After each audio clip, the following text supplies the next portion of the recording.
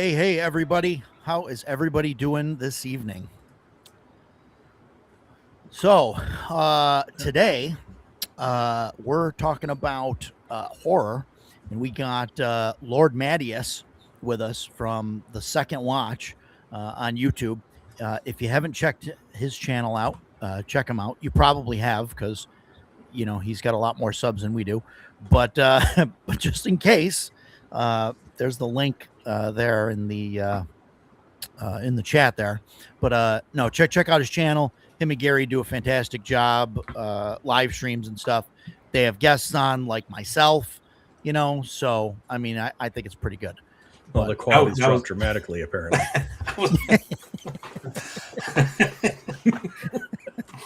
Well, we love having you on, man, and we love talking to all the people in the community, and we've been really appreciating all the support we've been getting in the past few months.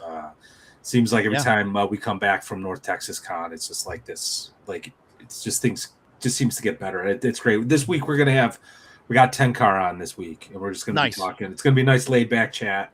The three of us plus 10-car. Brian will be joining us and just talking about the OSR and the channels and all this other stuff. I'm looking forward to it. He seems looking forward to it as well. So I'm excited. Yeah. Fantastic.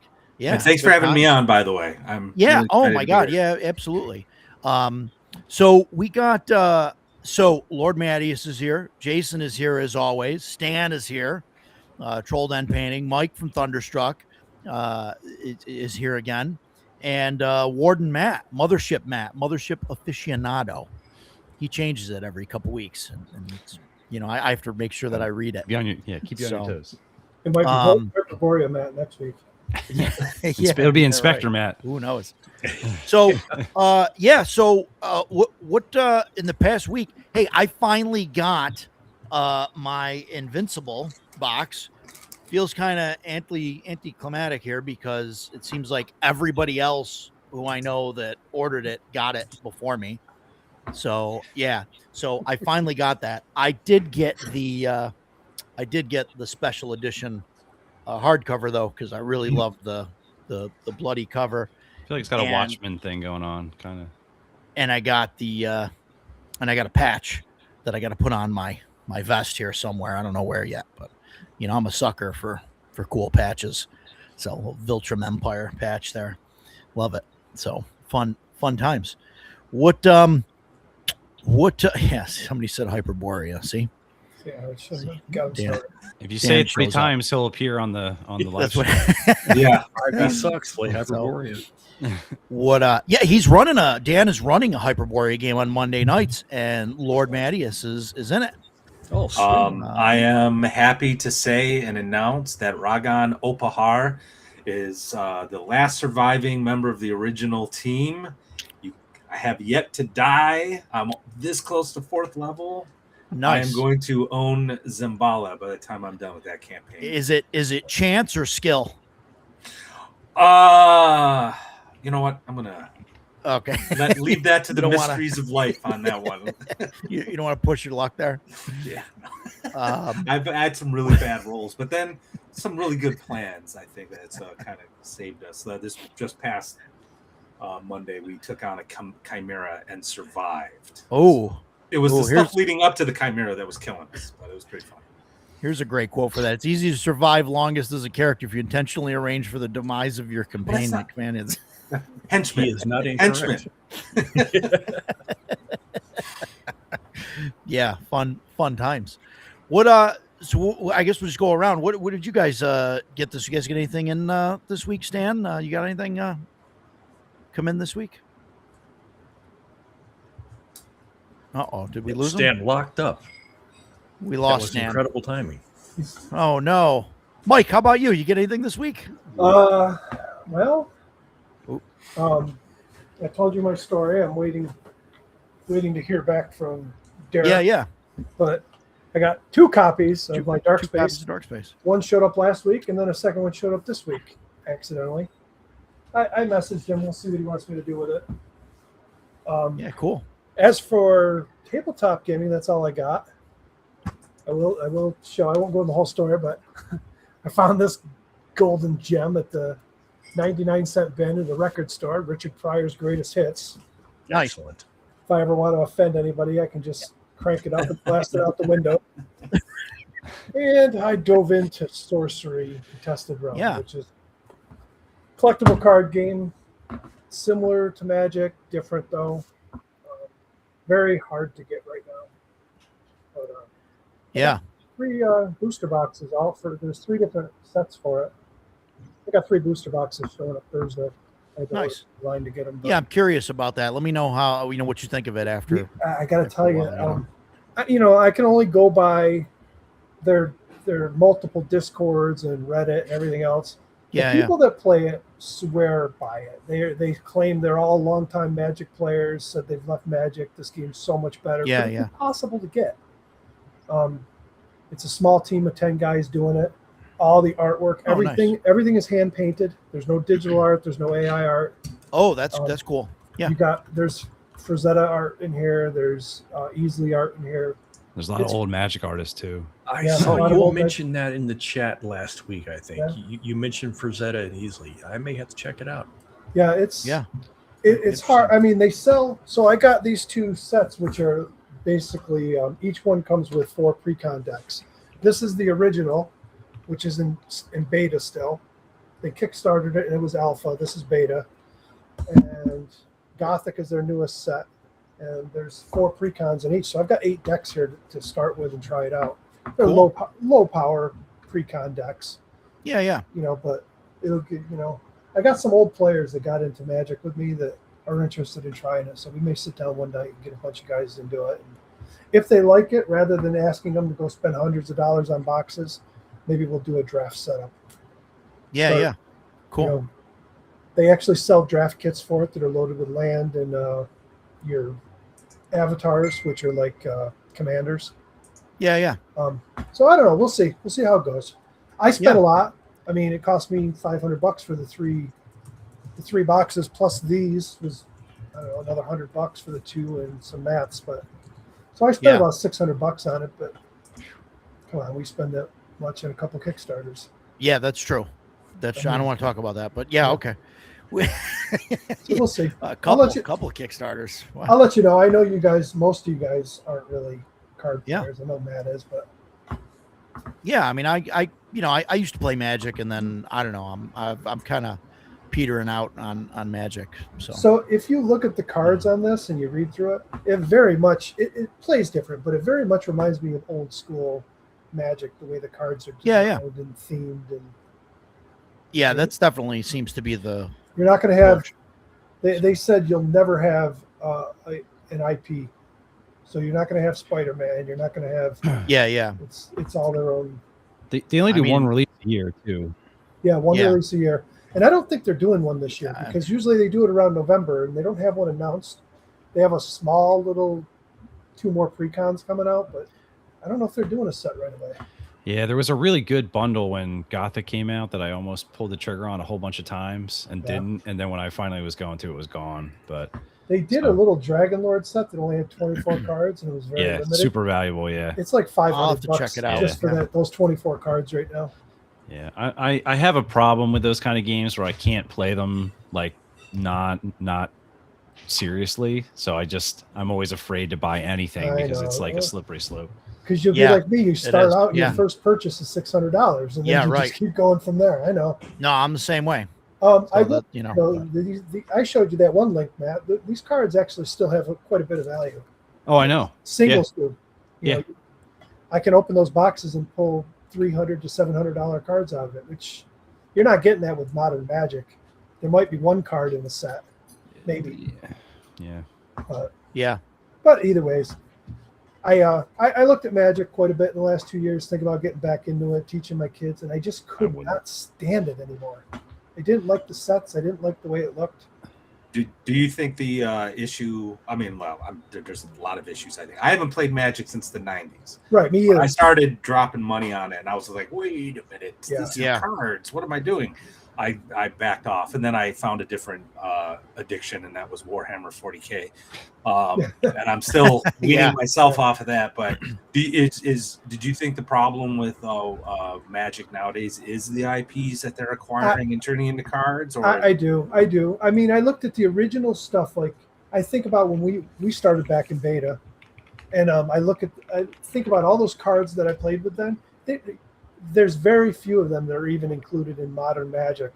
I mean, you just I don't know. It's just a totally different. It's 30 years of power creep. I know. Yeah, right. Yeah. And I mean, some of it's okay. You know, like, I mean, the Lord of the Rings thing, I think is like a decent fit for it. You know, for Magic, it sort of fits into the theme or whatever. But like, but I don't know. They started, doing the cyberpunk stuff, and then now they got, the Marvel stuff, and they're doing Star Trek. Yeah. But you and I can look at that theme and say, "Oh, Lord of the Rings fits." But how does the Magic community feel about it? Because people lost their shirts on Baldur's Gate. Yeah. We could look at it and say, "Oh, it's a D&D theme in Magic. It's going to do good." So people lost a lot of money on Baldur's Gate. Yeah, that set was crap. OPR looks pretty good for a Warhammer replacement. I don't know if you've seen that one. Oh no, I didn't even know what he was referring to. That's Matt OPR. Somebody made a set of rules called one-page rules. That's not one page, but I think the basic rule it was, I guess, and then now like the basic rule is like 6 pages. I think the whole thing's like 20 pages, and it's basically a set of rules where you can use, like, they've got all the factions and everything from Warhammer with the serial numbers filed off, and it's miniature agnostic. So you can kind of use whatever setup you want. And it's very similar to the Warhammer rules. And they have very similar like troop setups and rules and all, so that you could use your Warhammer armies, to play it, but you don't have to. So, it can be cheaper. Yeah. Yeah. No, that's interesting. Yeah. I remember back in the late 90s playing 2nd edition Warhammer 40K. And really wishing that they would do a little bit more with each of the factions to give them a little bit more identity mechanically. And boy, be careful what you wish for, because talk about power creep over the past like 20, 30 years. It's gotten really bad to the point where I just think the game is unplayable. And it's more like back in the 2nd and 3rd edition days, you'd have the tough units, but tactics and strategy still mattered. Now, I feel like, I stopped playing in 7th, 9th edition. But now I feel like it's more like stacking a Magic deck. If you have that one combo, you're just going to crush. And it's not fun anymore because there's no tactics. It's just, oh, look, I spent all this money on plastic crack, and now I'm going to win the game. And it's just like, ugh. So I've been selling all my poorly painted miniatures online just to get rid of them. I'm tabletop RPG from now on. Yeah, right. The last time I played was 3rd edition, and it was like, and I don't know, and I had issues then with the group, with people at some of the game stores and stuff that wanted to play that were like, Uber competitive. You're not just that, but like, I mean that, but also like, oh, your Space Marines aren't, the right color blue, they're not Chaos blue or whatever. They're not Space Marine blue, whatever the color is, right? You like, and I'm like, because I used craft paints because I spent $60 on the starter set, and I had to use cheap paint. I didn't have I just leaned into it. Oh my god, I know. When when my friends who are much better painters than I were making fun of one of my sergeants. They're just like, you guys got googly eyes. And I'm like, yeah, so I just named him Captain Crazy Eyes Argothi. Yeah, there you go.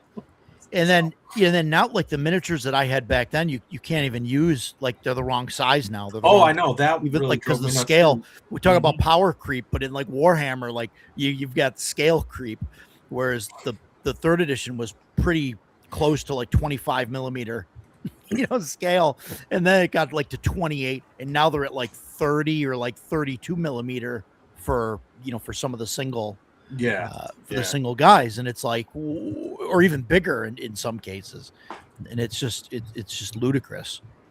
So honestly, I find that stuff kind of ridiculous. I know I give you crap about your minis, Roger, but listen, if you just want to print minis in solid color and put them on your table and play your D&D game, have at it. You know? Yeah, right. I'm not going to do I it. appreciate that, Mike. I'm going to paint my stuff, but I'm not clipping everybody that is. part of the video. Are you? Yeah. Is giving up back for you. Is giving up magic for Warhammer, like saying like heroin's not for me, but this meth stuff sounds pretty good. Yeah. Yes. Pretty much. Yes, that's exactly how that works. That's what it ended up being. Yeah. What so what I finished going around. Jason, you get anything this week? I did. I also got my copy of Invincible. Yeah. Yep. You know, as you know, I really waffled back and forth on getting that. I wasn't sure I wanted to.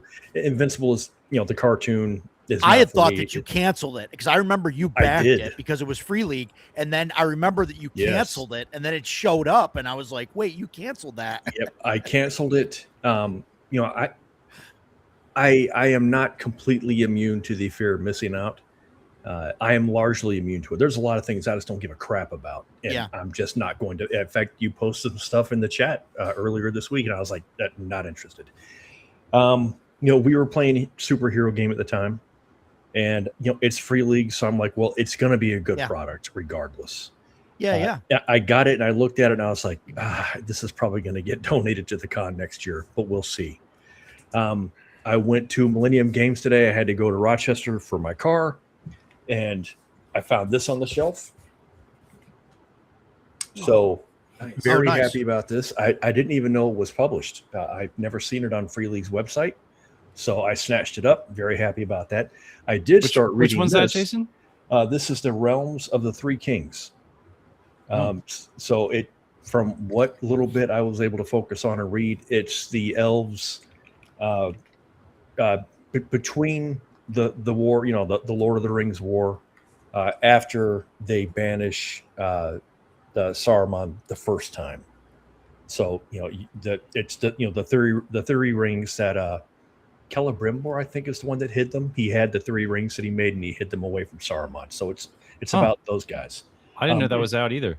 Yeah, and really, that's all I can tell you because I haven't had time to read it all.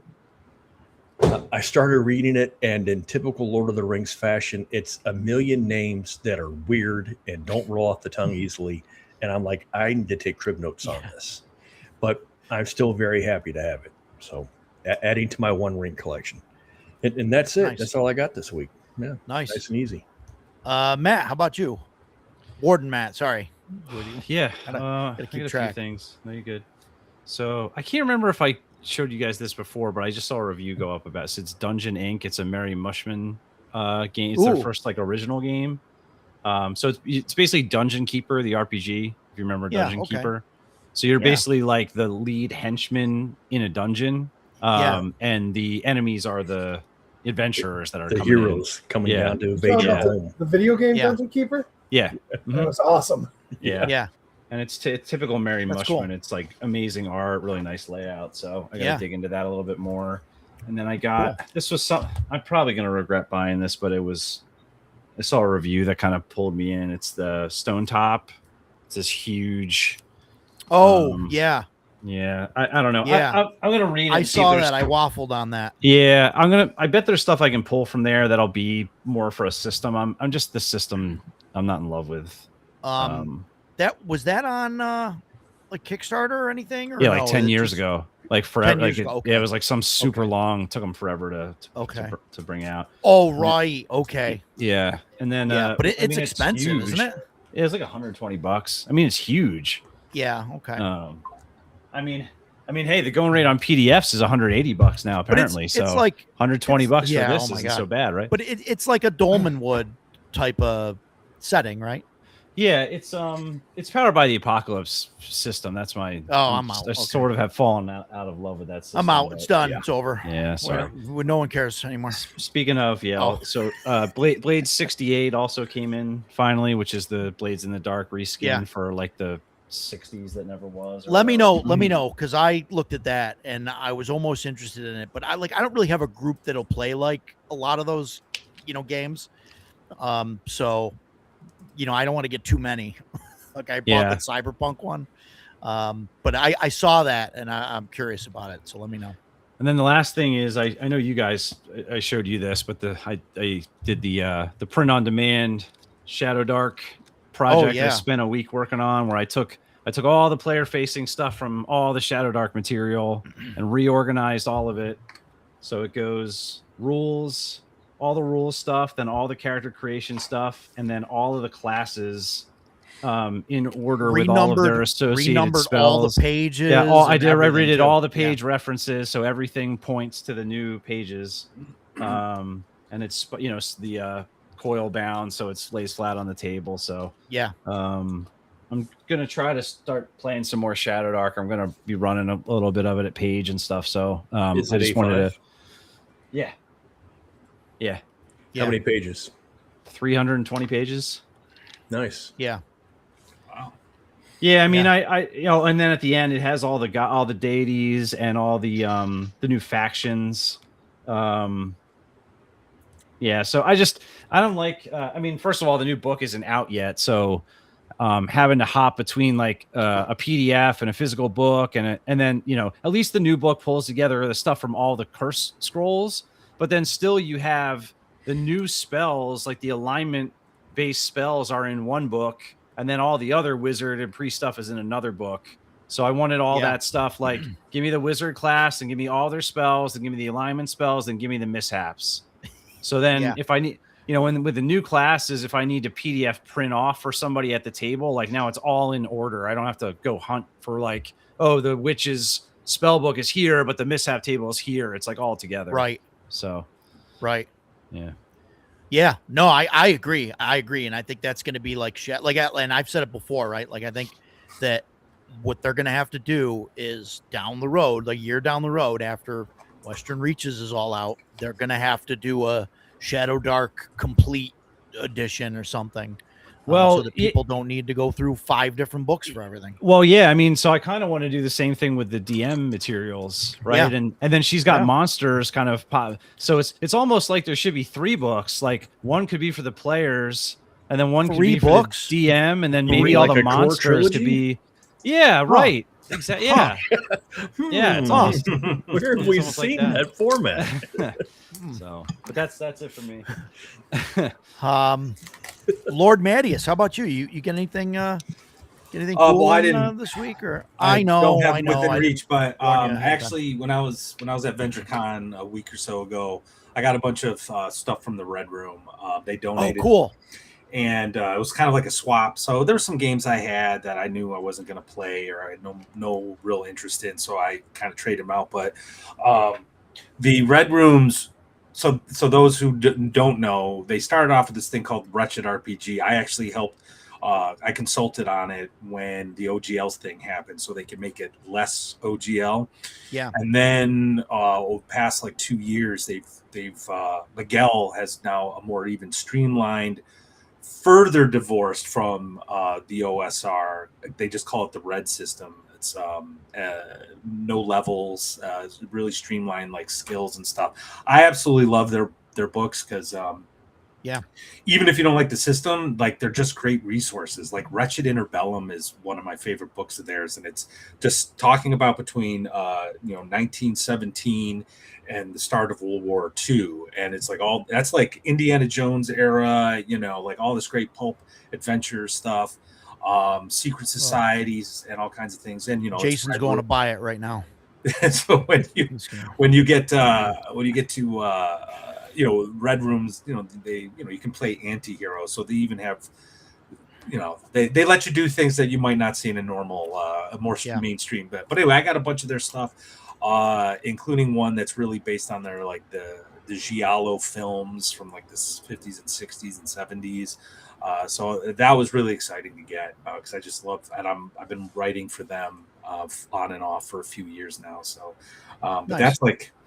that's like the big things I've gotten. I'm waiting for a bunch of stuff.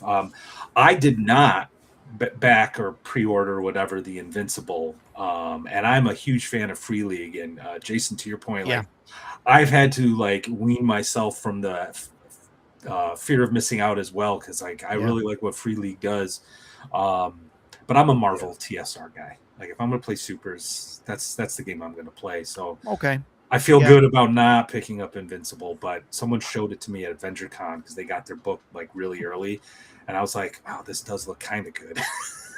Maybe I should. Yeah. I don't know.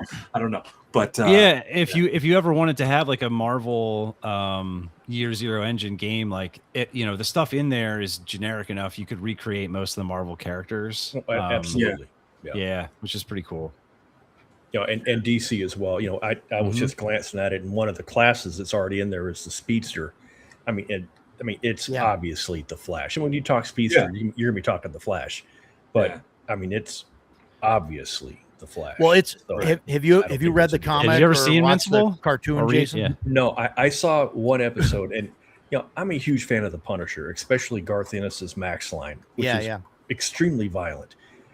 I don't know why that doesn't bother me, but Invincible, it was just violent to me that I couldn't watch it. It's violence just to make it bloody and violent. Yeah, sure. The first episode basically has the Justice League, but so I mean, it's the Justice League. Yeah, it definitely is. Yeah. So I don't know what about it is like turns me off to it, but I've still got it. Still going to give it a try because, like I said, it's Free League, man. I'm willing to check out almost anything they do. Yeah. They've been doing. Yeah, I've been describing them as sort of like the dark horse in the industry. Like they're just been doing their own thing, and only people who are really in the know what they're doing. And like I'm a sucker for their One Ring. So I'm a little jealous that you got that book. I'm gonna have to go hunt it down now. But I've been collecting that. I absolutely love the Forbidden Lands, at least the rule set. I do want to like import it into my own world because their world is a little too dark, but too gray goo, no real morality. But anyway, they just in that the Year Zero game engine, like they just we're gonna take this and play it in this genre and just tweak it here, and it works. Like I love Vossen. Vossen's fantastic. Yeah. So they do a fantastic job. I like that, like you said, like they tweak it. They don't just use the same system, carbon copy the system, and that's it. They tweak it or make some changes to it. They're not afraid to say, okay, we're going to tweak this enough where it's not 100% compatible with everything else. Right. And, just, hey, this needs this, so we're going to do this with it. Whether it's, using increasing die steps or what, and it just changes the system enough, but it fits the theme of whatever they're building. And they've just done an absolute fantastic job at like everything they've touched.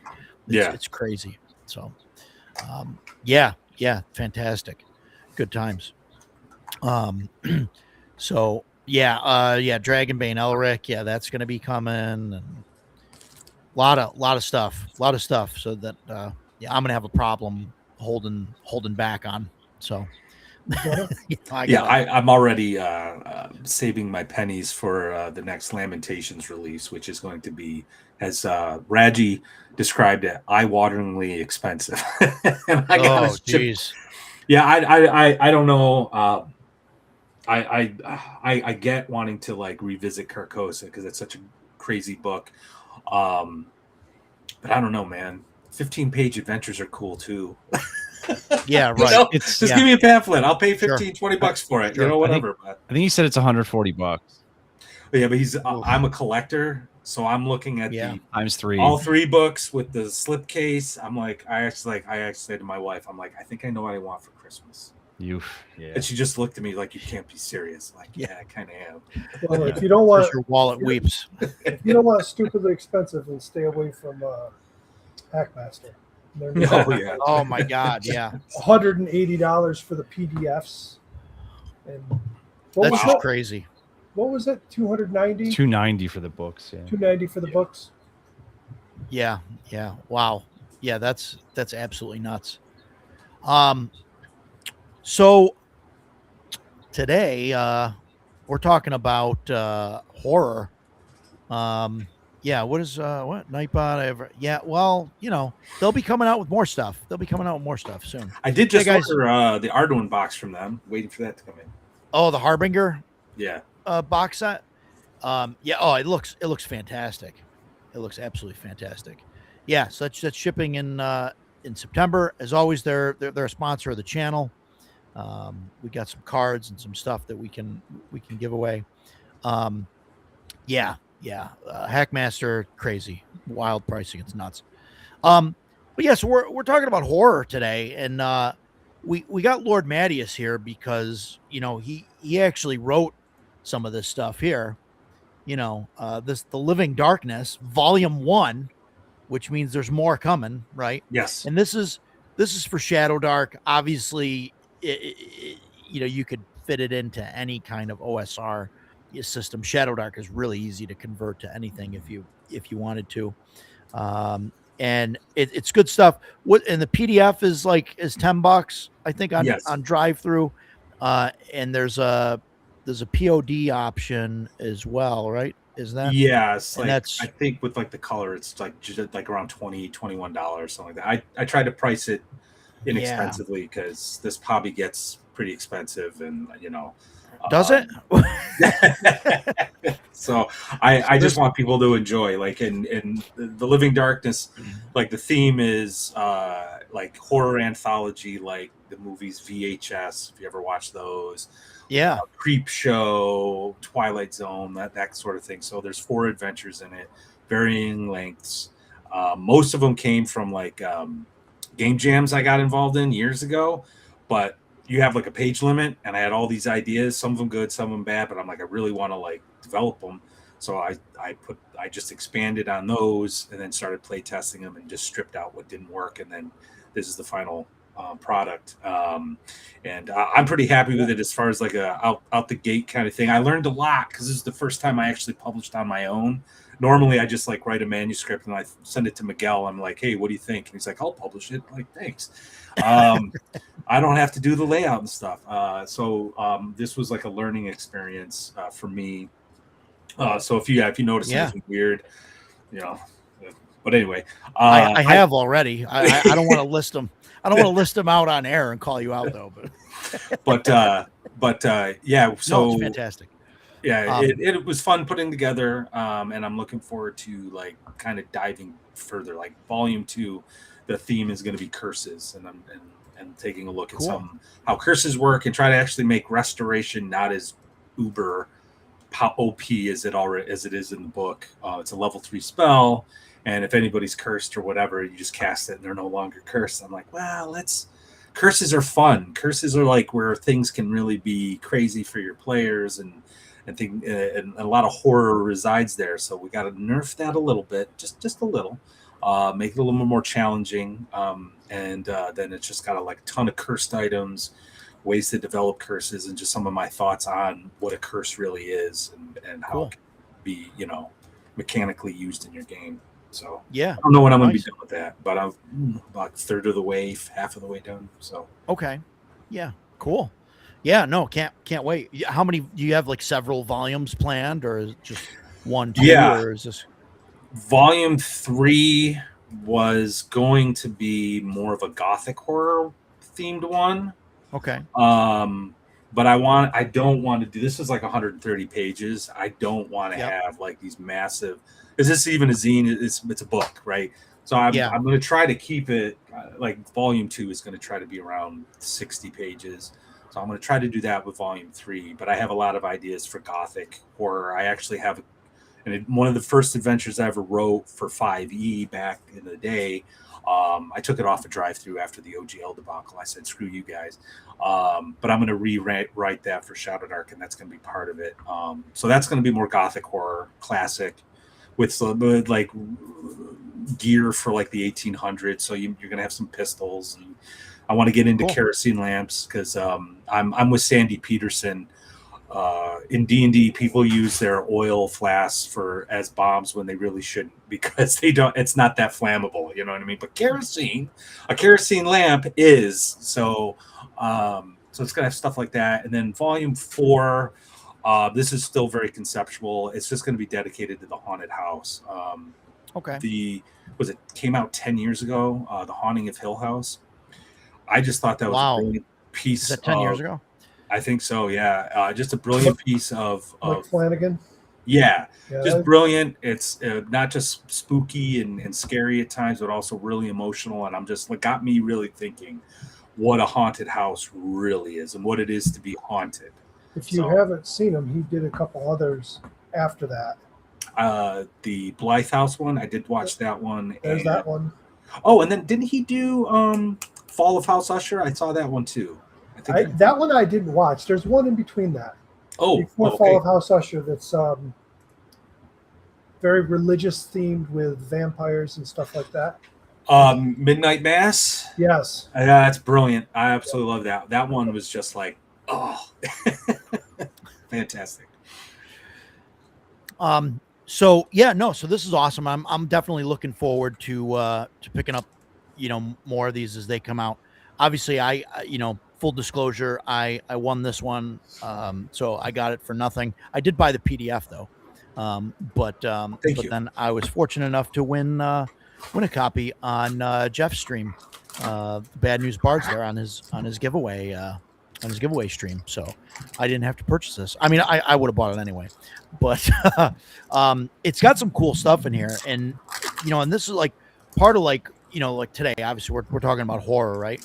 So I really my issue with horror is that like for some reason it always turns into like if I try and run a horror game, it always turns into like a campy kind of joke. You know what I mean? It's just like people are laughing and giggling, and I mean, and that's fine, right? To a certain degree, right? Because sometimes that's the game you want to play, right? You want to play the Scooby-Doo mystery horror or whatever, right? But sometimes like I really wish that I could run like a game and make it so that it was actually like, so that the players are actually spooked, or whatever. And, Mike and I talked a little bit about this earlier, briefly about different, ideas. I think traditional D&D RPGs handle horror horribly. There's nothing really in there. I mean, so if you get into 2E Ravenloft, they start to introduce horror and fear checks, and they go a little ways into it, but not far enough, I don't think. I mean, your first level adventure is headed out, and they run into that encounter with skeletons crawling out of the ground or zombies coming at them. They should be freaking terrified.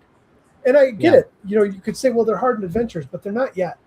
They're first level low lifes, and they should probably. It should be one of those things, kind of like, very much like Delta Green, where you're terrified at first, and the more exposure you get to it, the less it's going to affect them. And eventually it would get to the point where they're no longer scared by that kind of stuff.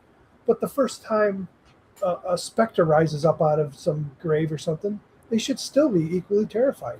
Yeah. Instead, it's like, oh yeah, okay, all right, everybody pull out their magic weapons. All right, I did that once. I was playing with a group that was one of 3 players, and we had a DM, so 4 of us total. And I was playing a first level rogue, and I made it clear that this dude is not a thief. I was trying to play him like Indiana Jones. He's an explorer, and he just wants to go out and see things. We go into this cave. We're in there 5 minutes, and a hand reached out and grabbed onto my leg. It was a skeleton. And so my character, I screamed and ran away. The other 2 characters were furious. And I don't mean like they were furious at my character. Those 2 players were furious at me for running away. And I'm like, guys, I've never left town before. I go into this cave, and the first thing that happens is something grabs me. I'm running away. But that's just not what most players want to do, myself included. If I'm playing a fighter, the first thing I'm going to do is whip out a sword or a mace and bash it. Yeah. I think undead thing's creeping out. That should scare me. I would have loved that if I was DMing you. I would have loved that. I think one of the problems with fear and horror in RPGs is that you're running into the game mechanics, and that immediately separates you, the player, from the character, and that's a good thing. We don't want to turn into Tom Hanks from that movie, right? But we do want to be immersed. I agree with Vendor Satanis on this. The goal is immersion. We want to feel like we're there. We want to get excited about our characters. We want to be dialed in. And whether it's a horror adventure or whatever, like you just killed the evil god king, and everyone is saved, and you feel like a hero for 5 seconds before you get up and grab some more Cheetos, right? We want that feeling, and I think, and I think what the problem is, earlier D&D, the mechanics were there for fear, but not in a roll save versus fear kind of way, but mechanics were there to make the players scared. The problem is, the game was still in its infancy. I think they were still trying to figure out what this RPG thing is that they created. So you really don't, that there's not enough advice there. Warden Matt, I'm actually about to launch a Mothership campaign. So I've been reading Mothership like crazy the past few days. And I got to tell you, the Warden's Operation Manual is an awesome manual. Holy crap. When I first got it, like a couple years ago when I did the Kickstarter, I just kind of glanced at it. I'm like, oh, this is cool, whatever. I'll play it eventually. Well, now I actually sat down and read it. And it's a great primer on how to run a horror scenario. It's really good. And it's got nothing to do with mechanics. It's everything to do with the presentation.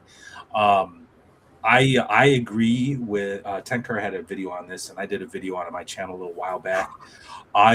You want to scare your players while playing first edition Dungeons and Dragons or OSE or anything like that? Just tell them that you're not pulling punches when the level drain comes out. That is the most perfect horror mechanic, because you've been busting your ass. You're now finally 6th level, and then you get attacked by a wight, and you're just like, uh-oh, it hit me. Well, now you're 5th level. You know what I mean?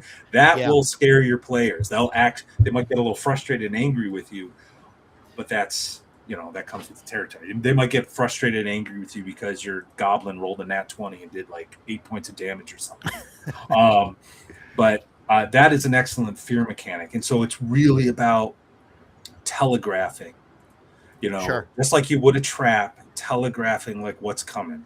When you walk into that white lair, the player should know that it's a white lair. What they should know, it's an ancient tomb, and this actually happened in Hyperborea just yesterday. It's an ancient tomb. It's kind of cold and creepy. There's a big sarcophagus, and it could be opened, and our dumbasses opened it. And but that's all telegraphing. And I knew in the back of my head, this isn't good.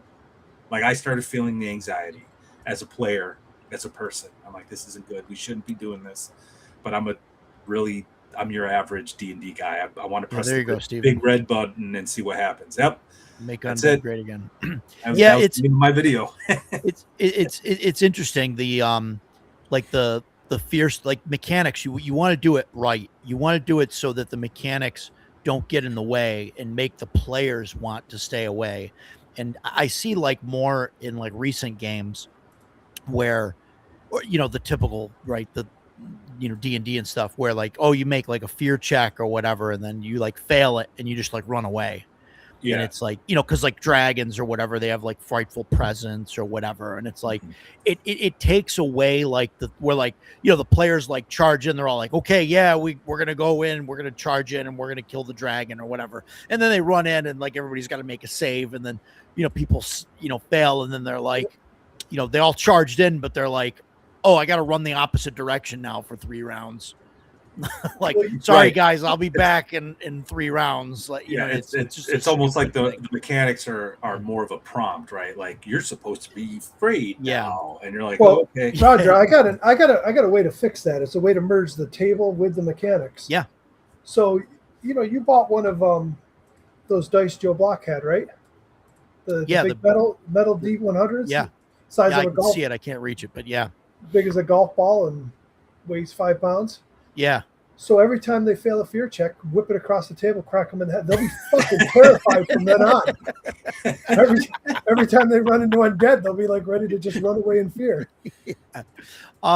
No, I think to Matt's credit, right, in this, I like in the it's Astonshire Keep, is that the name of it? The first one? You've got the timer with the witch. So it's not a random encounter, but it's the chart, and it's a D12 chart, and nothing happens on 1, 2, 3, or 4. And then 5, 6, 7, 8, it adds +1 to the roll cumulatively. And it's just nothing, noises and stuff. and then like on 13 the witch attacks, right? Spoilers, by the way. But I like that can't, like, the witch can't attack on the first roll, right? And if you roll a 1, 2, 3, or 4, like, she won't attack on the second roll, or what, makes it.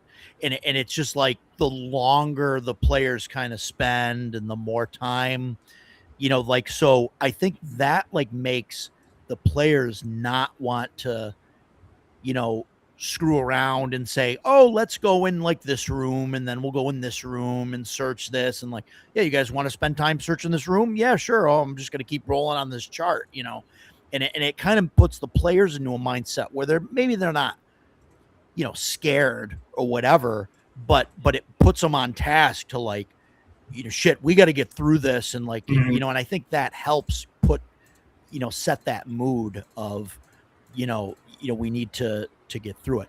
It, like, Cypher system, they have, and I'm not a big Cypher system fan, but their horror thing, they have like horror mode or whatever, and their crit fail becomes like a 1 or a 2, and then every time they roll a 1 or a 2, that's when like the bad guy attacks, and then it increases. So then it's a 1, 2, or 3, and then 1, 2, 3, 4. And so like the longer that the players are in the game, the more, the more likely they are to fail at what they're doing, and the, get, something bad to happen. So it kind of keeps the goofiness out of it, So I think like timers like that help. And I think you did a fantastic job with, the witch table there. So yeah, well, I think going back to like the mechanics and the mechanics, and then the story side of the game, the role playing. The mechanics is like this, like where the rubber meets the road, and I think that is the sweet spot. If you can design, whether it's a house rule or you're designing your own game, if you can figure, even it doesn't even have to be horror. Like if you can figure out how you can bridge that divide between player and character with the mechanic, you've hit on something. And what triggered this thought for me, because I used to play, and I still play it. Like I love Call of Cthulhu, but like sanity hit points, to me, as soon as I start taking sanity loss, I'm like, okay, I'm out of the game. I'm jotting down some numbers, and then I got to get back into it. And I love it.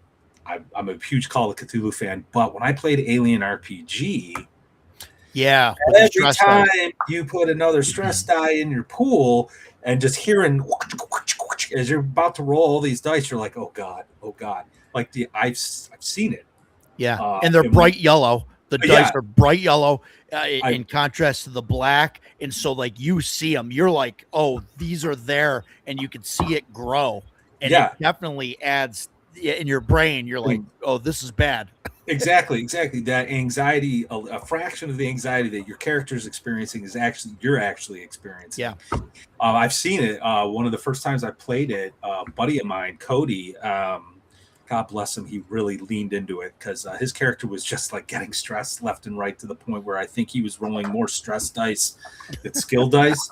And he turned into Bill Paxton's character. He's like, game over, man. And he's like panicking. Right. And every time he had to do something, he would just look at me, and there would be this oh shit look on his face. And I'm like, this is it. This is the mechanic that's able to do the thing that I've been wanting to see, So it's, but those mechanics are few and far between, I think. And that's why I'm so adamant about level drain, because that will scare the crap out of even the most veteran, OSR guy. They're like, oh shit, be careful. Do we have magic items? Do we have holy water? Is there a cleric present? Maybe we should rethink this, guys. So. Yeah, I'm sort of on the fence with that. Like I get what you're saying. I agree with you.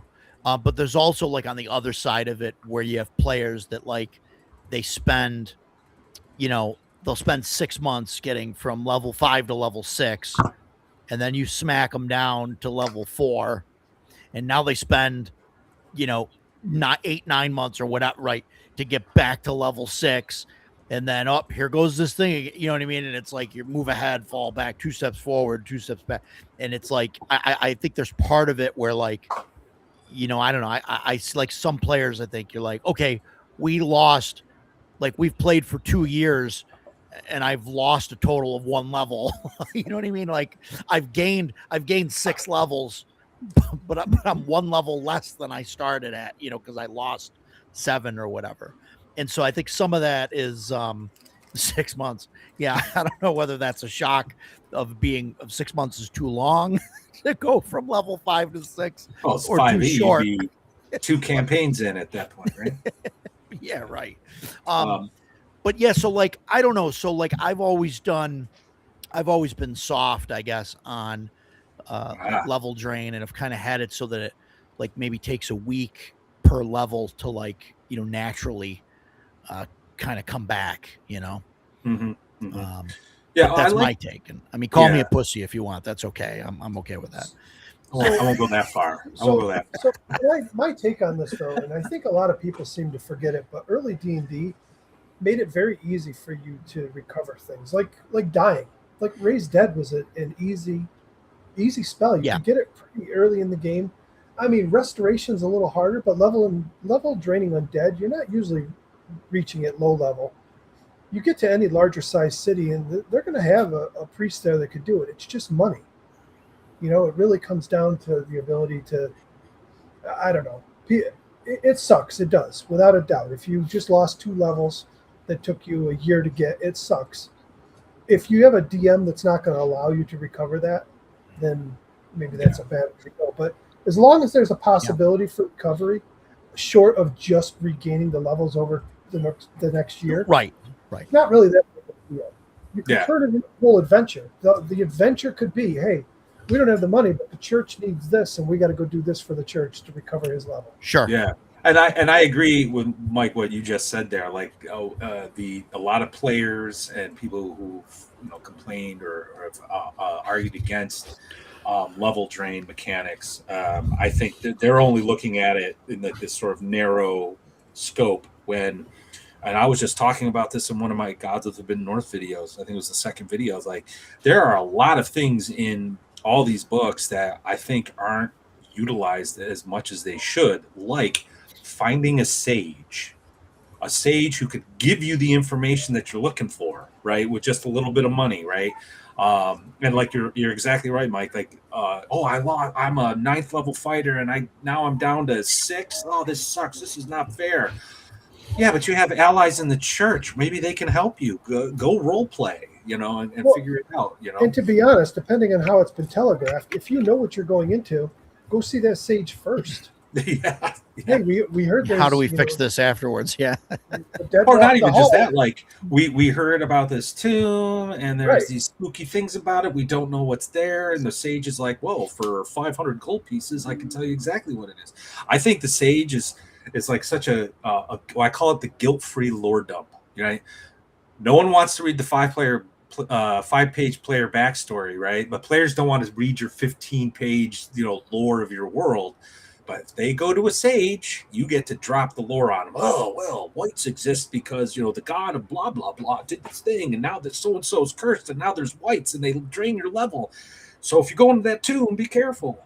Take this with you, So... Yeah. Go ahead. I gotta be honest. Level drain's like one of my least favorite things in RPGs because it's so meta. It's too meta for me. Like it's sort of like what you were saying about sanity points. Like what is a level? You're draining a level. Like you could say I'm aging your character 10 years, or I'm erasing your memories, so you're gonna temporarily forget all the spells you learned adventuring the last 6. Fine, that is contextually makes sense inside the game. But saying like I'm draining a level to me takes me out of the game because it's too meta for me. I don't disagree with you. It's like one of the scariest things you can do to somebody because for most people, time is one of our most valuable resources. So you're basically telling the player, I'm stealing your time and I'm making the time you spend is now wasted, which is terrifying. But I feel like it's a meta thing that kind of frustrates me. So I will admit one thing. There was one time when we were playing Castle and Crusades, I tried a new system with it, and we used it, and the players actually liked it. And it's kind of along the same lines of how 5e handles it, but a little different. The way I did it was a level drain was instead permanent necrotic damage. So you basically roll a hit dice worth of damage. Instead of losing a level, you would lose a hit dice worth of hit points permanently. You could either get them restored, Wow. or you played the rest of your life minus those hit points. Yeah, see, I like that better. I do agree with you about what you said about like questing for like seers or for the help of a deity. Like that's one thing that I like about DCC is that's kind of built into DCC, the idea that like, you know, you're going, if you play long enough, you're going to need to atone to your deity. You're going to need to do stuff to get your luck back. You're going to need to do these things kind of in between adventures. It's almost like their version of downtime. And you're right. I think most games probably don't do that enough anymore. So I Yeah, do because agree they with that. it's dungeon. You go dungeon to dungeon or whatever. You take a long rest and you're back. Everything's back. Or that. Yeah. Yeah. I Would like this the guy make idea. you run in fear? Oh my god. You ran into him? Matt, I like the idea you hit on talking about like age drain or whatever, taking years like from the player, like not take from the player, but from the PC. Like I love instead of doing like a level drain thing, That's in there add. already. That's Is it? Ghost. Yeah, ghosts do that. Yeah, add years. but depending on the system you're running, so Dragonbane like has mechanics around that, and so do some other systems. So if the system actually has some kind of attribute damage or something that happens to you as a result of progressing from the age band you're into the next one, there can be a mechanical detriment to your character there that doesn't feel as like meta to me as I've just taken not a even level just from that, you. but you're closer to death. Like those are like hit points that you can't get back. Yep. Like if your character's 20, right, and you figure okay, your human is going to live to like 60 plus 1d20 years. Like now you've got basically 40 hit points, right? That that every time you come across undead or whatever, they steal years from you. Like if you keep doing that, like eventually you're going to age out. You're just going to die. Yeah. Well, that was like the that was the thing about like the ghosts touch attack, right? Humans, it's like 1d4 times 10 years. So humans, it's like big deal. Yeah. Dwarves are kind of like don't like it. Elves are just like whatever. Yeah. So it can't. Those can be those can be dangerous, and that's why I think in other books, especially in like Dark Sun, you started seeing ghost variants. So like elves were actually like, oh, we don't want to deal with a ghost. But yeah, I do like that. But I just go back to gold for XP. You'll get your levels back. Yeah. I like gold for XP. Yeah. You could also, if you really wanted to, you could also handle it very simply just by giving saving throws. You could make it a saving throw versus death or something. If you fail, you lose the level. If you don't, you just take your damage. Yeah. Dan likes. He's talked about this before. He likes doing attribute drain, and then he has different like whites and stuff that do different attributes and all that stuff. So this way you like. Because obviously a white that's draining strength or whatever doesn't threaten a wizard, but one that drains intelligence, like that makes a wizard very afraid. Yeah, that's what Kelsey Dion does with Shadow Dark. There is no level drain; it's all attribute related. It's all attribute. Yeah, and I think that works too, because the attributes. I mean, it's a static number, right? So you have let's say you have a 12. Constitution and it's 1d6 con drain, that could be very lethal in like 2-3 hits, so so it works as far as like fear inducing the game mechanics. Got Jeff with a white last night. Oh yeah Fantastic. I'm waiting to so here's something that happened also overlooked. So when my character foolishly opened the sarcophagus, 2 other characters were next to me. We got hit with something, and we failed our saves. And Dan did something very important. He goes, "All right, you don't feel you're choking, blah blah blah, but you don't feel good. Something doesn't feel right." And that's all he said. So I'm waiting for the other shoe to drop. Yeah, I got in the back of my head some impending doom with my character. I have no idea what's going to happen. And that's I think that's important for like talking about horror, right? Like I think that's important too, is like not giving the players like the full story. I'm not saying like keeping information from them, you know what I mean? That's something they would know or whatever. But like you said, like, oh, okay, you don't feel good. Or the Right. GM rolls a die and is like, oh, you don't feel good. And you go on and you're like, wait, what? That's it? It's like, no, you're fine for now. For It's now. like, what for now? That What? hangs Like, in the air for and now. then That just you're hangs right. in the air. Yeah. And then like the next day or like when they rest, you're like, hey, roll a death save. Oh, okay. Yeah, you're fine. You know, just even if it's nothing or whatever, like, oh, maybe you feel like you got a slight cold. Like then that player's like paranoid and like, kind of gets them into like the horror mindset. Um, you know, but yeah, Well, I it's think interesting. Well, one of the things, like, I didn't like Oh, wait, years ago, but one of the things that started kind of annoying me when I was just running regular D&D is like you announce that I just see that. I figure that's enough to tell you. Yeah, yep. Hey, man, I'm a veteran, Dan. I'm a veteran. I knew I smelled what you were stepping in. Okay, but I was getting annoyed with like my players. What second level, they're still young, they're still weak-ish, right? But I tell them, oh, 6 goblins jump out at you, and they're all like, whatever, it's goblins. And they just sort of immediately just start rolling dice, and it's very mechanical, tactical, blah blah blah. Yeah. But I got thinking, if I was just walking around the woods, and 6 3.5, 4 foot tall, green leathery skinned dudes wearing like nasty rags and rusty shivs jumped out at me, I think I'd be a little nervous, more than nervous. I think I'd be scared at what I'm facing. And I kind of make that point in the opening of Living Darkness is like, you don't tell your players what they're facing, show it to them, describe it, let their imagination run wild. And all of a sudden goblins are scary again. Goblins are a little like, what are we facing? What is this? And so long as you never mention the word goblin, they'll eventually put 2 and 2 together. Like, oh, okay. Well, we faced these before. We know what to do now. And I think with horror, especially, you want to just slowly introduce it and not just say, oh, there's a specter here. Describe the translucent nature of the apparition, the claws reaching out. I hate to bring up this guy, but years ago when Critical Role first hit the scene, I watched an actual play of them with Vin Diesel when he was promoting something. Mm-hmm. And Matt Mercer did an excellent job describing a wraith.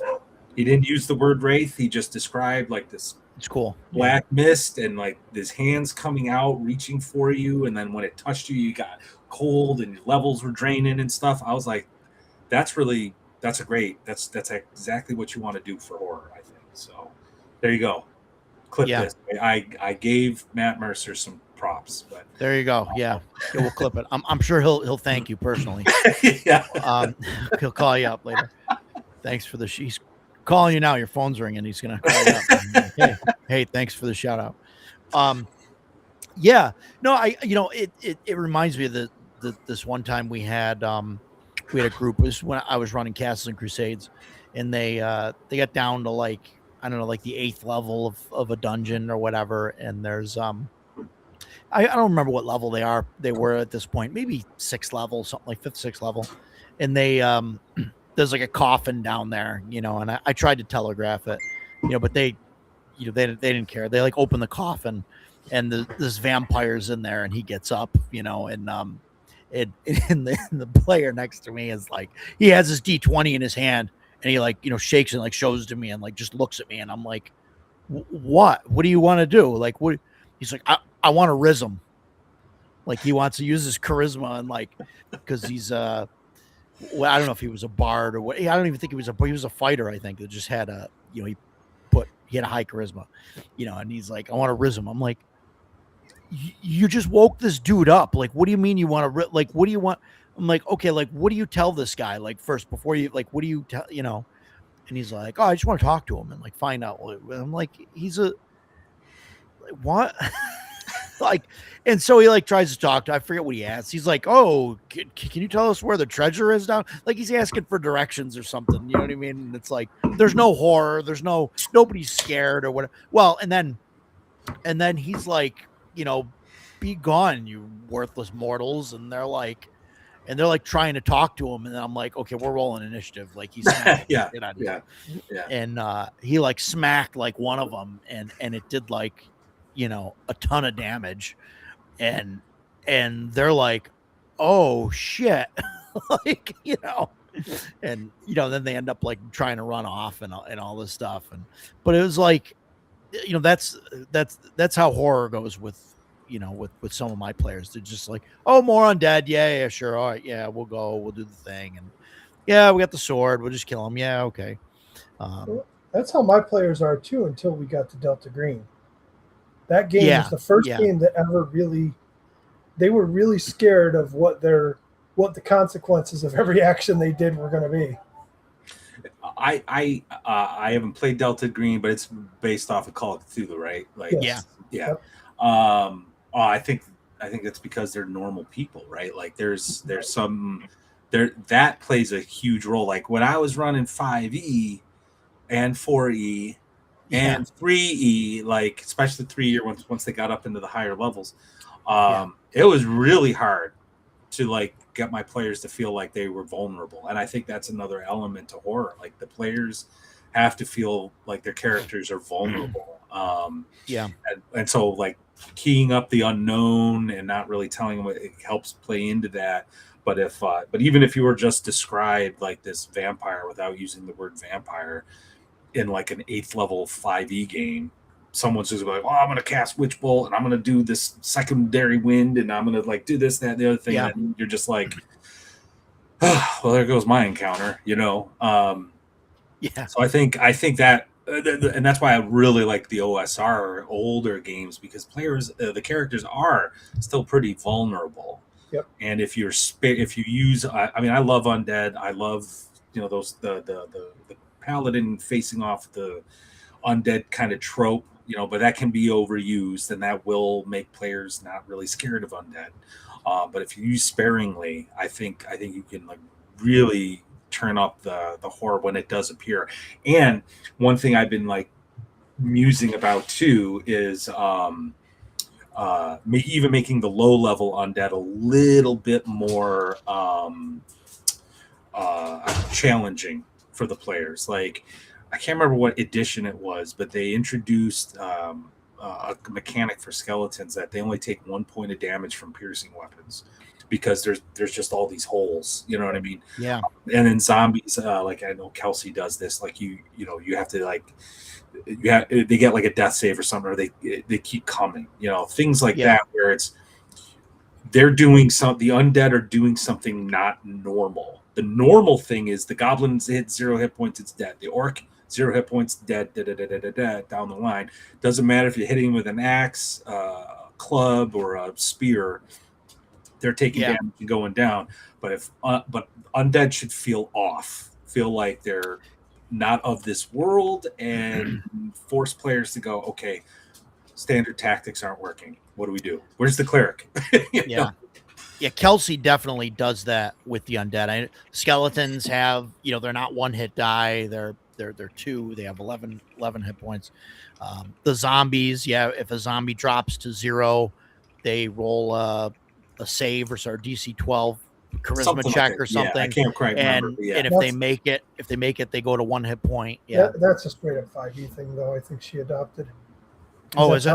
That's how they're 5e. 5e. If they drop to, they make a save or something, and then if they make it, they get back up at 1 hit point, and they keep doing it. They can do it every time you drop them, but each time it gets harder for them to make that save. Yeah. And the vampire, like she made the vampire like terrifying, things like that. So I think that helps. I hope so, because the 5e version of that one is wimpy. Yeah. But yeah, I mean those things definitely, I think, make it so that the players are kind of like, standoffish or whatever to go up against, things like they're like, oh, skeletons or whatever, and then it's like, oh, geez, the skeleton's got 11 hit points. It's like that's more than usual. So you're not going to kill them. Like no matter what you do, you're not going to kill them in one hit now. Right. which means that they're scarier, right? Because they're going to get multiple, more swings at you. And I think that helps with the whole horror thing. What do you do, Matt? Like when you run horror, what do you do to like get the players like in the mood? Do you like dim the lights and put candles out? Like you think that stuff helps? I think it could. I don't usually do that though. There was a time when I was a little bit more, I don't know, acting. I might do stuff like that, but now I think like with my Gods of the Forbidden North game, it's the standard OSR game that I'm running. All I had to do, if anybody's read Gods of the Forbidden North, and you should because it's an amazing campaign. There is a third level dungeon. I'm hopefully they're not watching this, but it's a third level dungeon. Oh boy! But it's got undead in it. They know this, not the third level part. They just know there's undead in it. And there was some lore that they discovered, but it's incomplete pieces of the lore, and they think they know what's in there, and it has scared the crap out of them for over a year. And they're now finally like, I think we got to go to the Barrow of Eight because we know there's a magic sword in there, and we're going to need that to take on this other thing. They're 6th level. I have a feeling it's going to be a cakewalk for them. but the unknown and that fear of has kept them like, it's funny because I have a map of Tetherian on the wall, and I'll point to the hex. I'm like, are you sure you guys don't want to go here today? They're like, no, not the Barrow of Eight. So I don't really think I need to use any like tricks like that, environmental tricks, unless you're really into it. Unknown, seed things slowly, incomplete, make the players work for things, make them feel vulnerable, which we also have on the wall. Next to the map is the Wall of the Honored Dead. So every time a character dies, I write how they died on it in big black letters, and I stick it on the wall. We take a shot of bourbon to celebrate their death, and then we keep going. So like they know the stakes are high, and these guys, in prior campaigns, they try to be heroic and noble and all this other stuff. In this game, they're cutthroat mercenaries. They're too afraid to die. They're like, they want to make sure they get paid. They need to know this is worth it, blah, blah, blah. So I think I don't think it's necessary. I guess it can help, but like if you know how to like present the material, it'll be like 80% of the work for you. Presenting the material, if that makes sense. Yeah, no, it does. Because I've always envisioned like the playing the music and like dimming the lights, maybe lighting a few black candles or whatever things. What do you guys think about that? Like doing the rest of you guys as far as like environmental stuff like that. Does that help set the mood for a horror game? Or I mean, it could, definitely could. To some degree, I think it depends on the game. Like if I was doing Delta Green, I probably wouldn't do that kind of stuff. Yeah. I think it's more of a psychological thriller 7 kind of horror and less of a jump scare. It depends though. I mean, if you pick up Delta Green and you do something like Music from a Darkened Room, which is literally a haunted house adventure, sure, then it may fit it there. Although I guess I haven't read it. If they go in the haunted house and it's like lights are dim and there's candles going, then it would definitely fit. If I don't know, I'd have to read it and see. It's situational, I think. Yeah, I don't think it hurts. I will say for Mothership, a lot of the adventures now have pretty good audio cues and clips that people have made. I use the 2 of them for Moonbase Blues when I run that, where people have like the initial login thing that tells you the objectives you have, and the one that's hacked. And there's a weather alert that has like a Morse code clue into it, which is cool. People have made working terminals, like interactive terminals that you can. Yeah, I've seen that. which You is can really actually neat. type stuff in Yeah, and all that yeah. stuff. Yeah. I That's awesome. don't, but I mean, I think that stuff works with most kinds of games. Call of Cthulhu, a lot of the adventures, there's third party props and, printouts of letters and different things. So it's nicer than just, obviously I printed this off my printer or something like that. It's like a weathered, worn, letter or what. That kind of stuff I do think helps. I do think it can be hard to run. When I've run Dread at Halloween, for example, I'm probably trying to not run that in the middle of the day in a well-lit room with birds chirping outside or something like that. It definitely will hurt the mood a little bit. I do think there's probably a point of diminishing returns where if you're going overboard with some of that stuff, it might actually take people out of it almost. So I think it depends on the game and what you're trying to accomplish. Sorry, I didn't mean to cut you off, Jason. You're muted, Jason.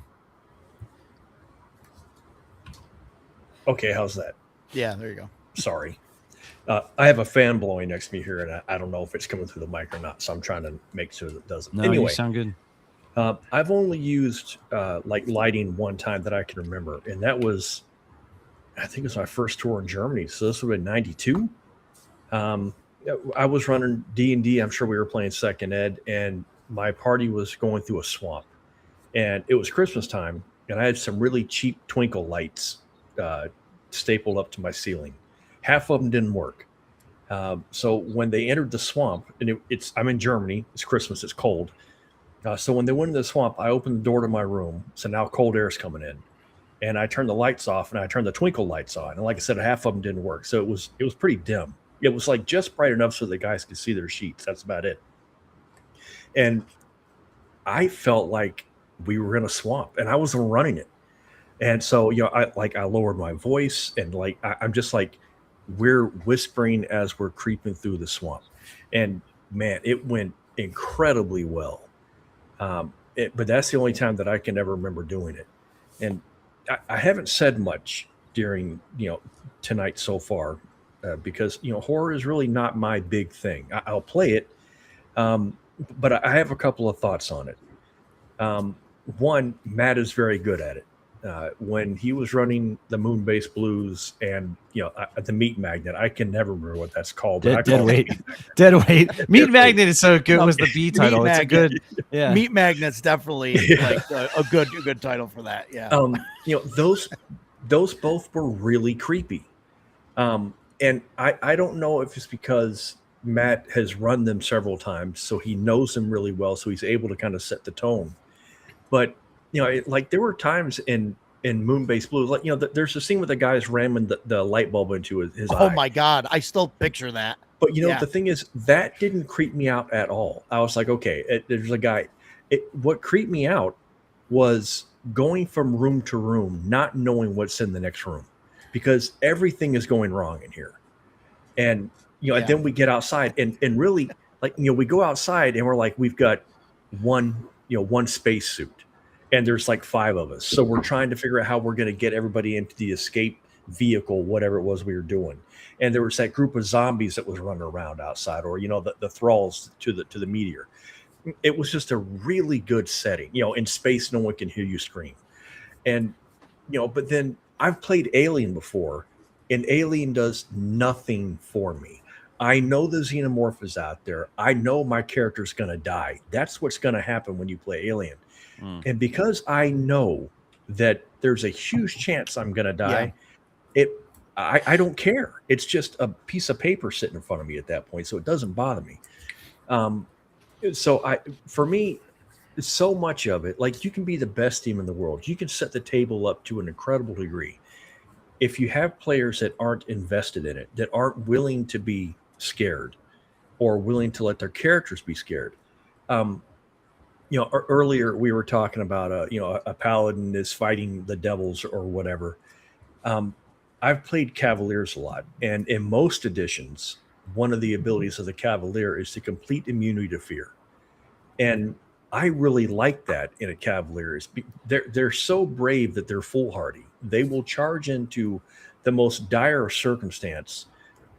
Everyone can be like, dude, we're going to get wrecked. And he's like, onward, glory awaits us. Right. And because that's the cavalier. Chivalry, a war or combat is the flower of chivalry. He wants to go, and if he dies in combat, he's had a glorious end. That's wonderful. Fifth edition does not have that in the cavalier. The cavalier in fifth edition is just a fighter, and I stuck cavalier on the top. Yeah. And so I'm playing a cavalier, and we would go fight this thing, and it had a fear. And my cavalier, because me, if I'm gonna make a saving throw, I'm gonna fail it. And so my cavalier is running in fear, and I was like, I freaking hate fifth edition.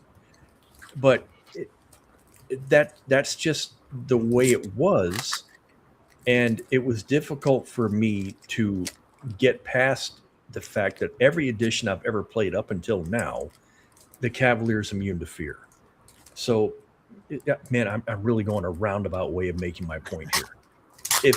If your character does not specifically have an immunity to fear, then it's incumbent on the player to play that. If we go fight the dragon, I know this big bad is terrified, and there's a good chance that when that humongous reptilian head comes down at me, I'm going to panic and run away. That's just something that'll happen. Morale checks, soldiers break, combatants flee the battlefield. It happens all the time in real life. There's no reason it shouldn't happen in fantasy. So it really, I just feel like more than the DM running an effective fear campaign, the players need to buy into that fear. And if they do, and if they can accept the fact that it doesn't mean their character's a coward, it means that they're scared because there's some crazy supernatural thing that's happening to them. Yeah. And I guess run away, live to fight another day type of. Right.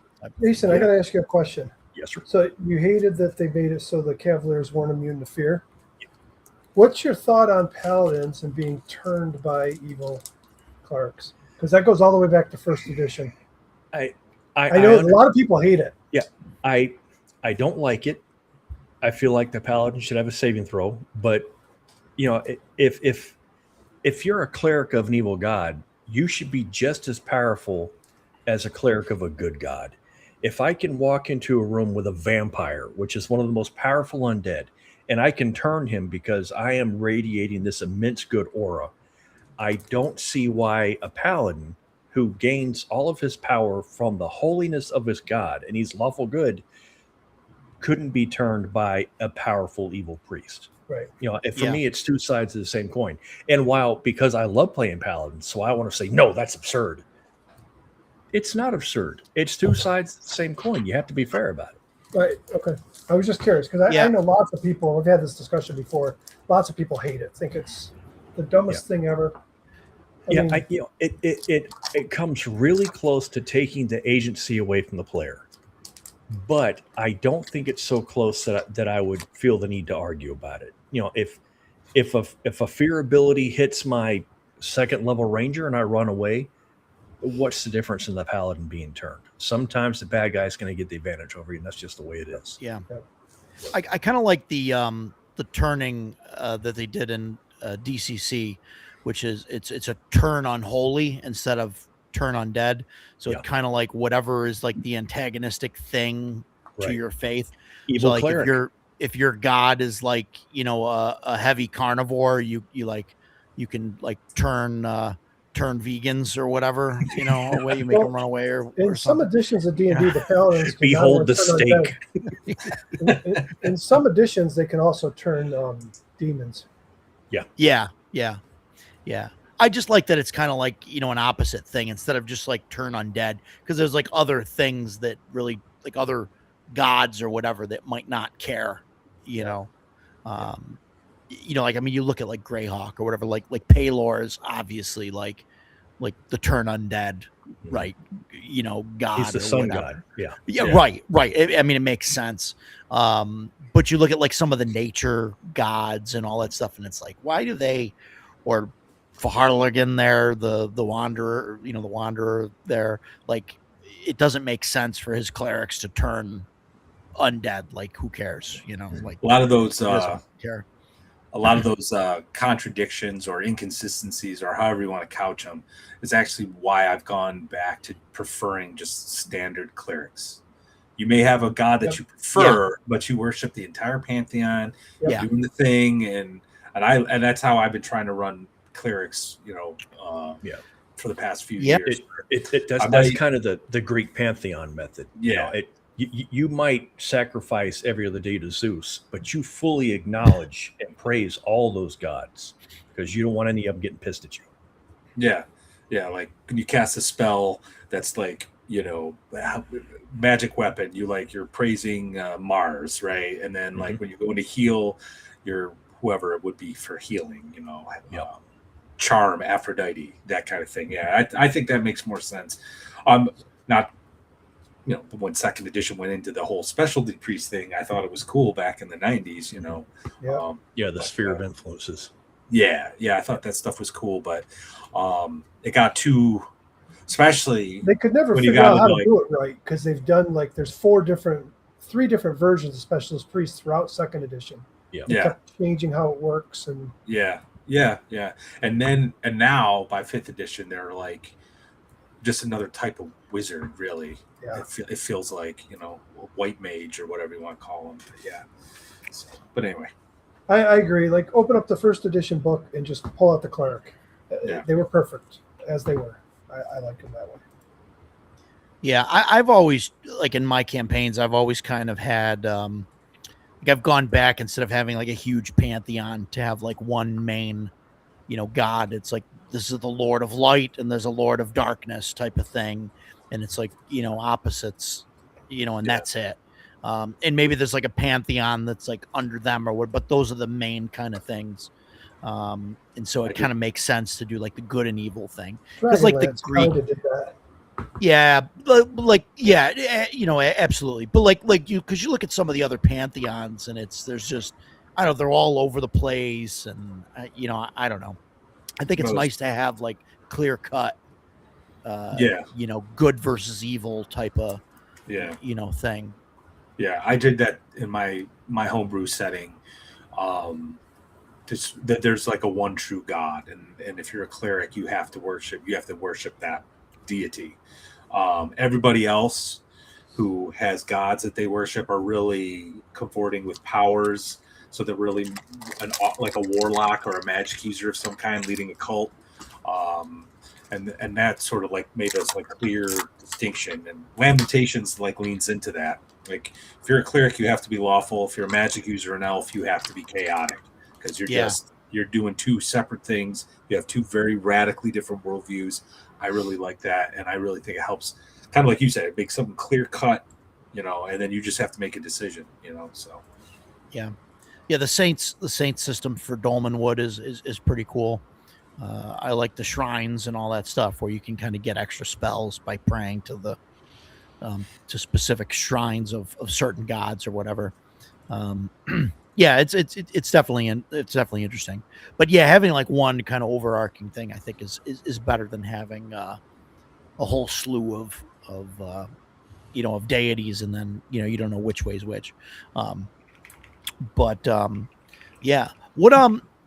you guys think as far as a system for horror? We've all played different things. I know we've played Mothership. I know we've played Alien, Shadow Dark, Call of Cthulhu. I mean, things like that. What do you think's a system that handles horror really well? And I guess why?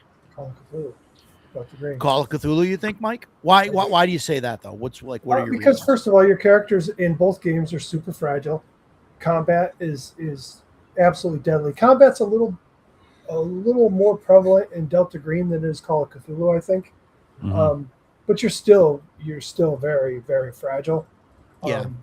Doing those horror checks or fear checks or whatever, I forget what they're called. But sanity checks. The sanity checks, and you're based on there's different types. Delta Green does it a little different than Call of Cthulhu. I don't know Call of Cthulhu enough because I haven't run it yet. Mm-hmm. But I was told that Delta Green improved on the sanity a little bit. It's similar, but the bonds are that's a Delta Green thing. That doesn't exist in Call of Cthulhu. That's the main difference. So you get bonds that might be like family members or friends or coworkers, just like might be your best friend. And anytime you take those checks, you can mitigate it by projecting onto one of your bonds. So basically, if you say I'm going to project onto them, you can mitigate the sanity loss But then after the adventure's done and you go back to your home, you then have to resolve that, and you lose part of your bonds, which helps to, keep your sanity and whatnot. So it's a cool system. We talked about it before, but so just a real quick, True Detective season 1 is to me was super Delta Green coded, because it shows that time jump and how much more normal those two folks were. Yep.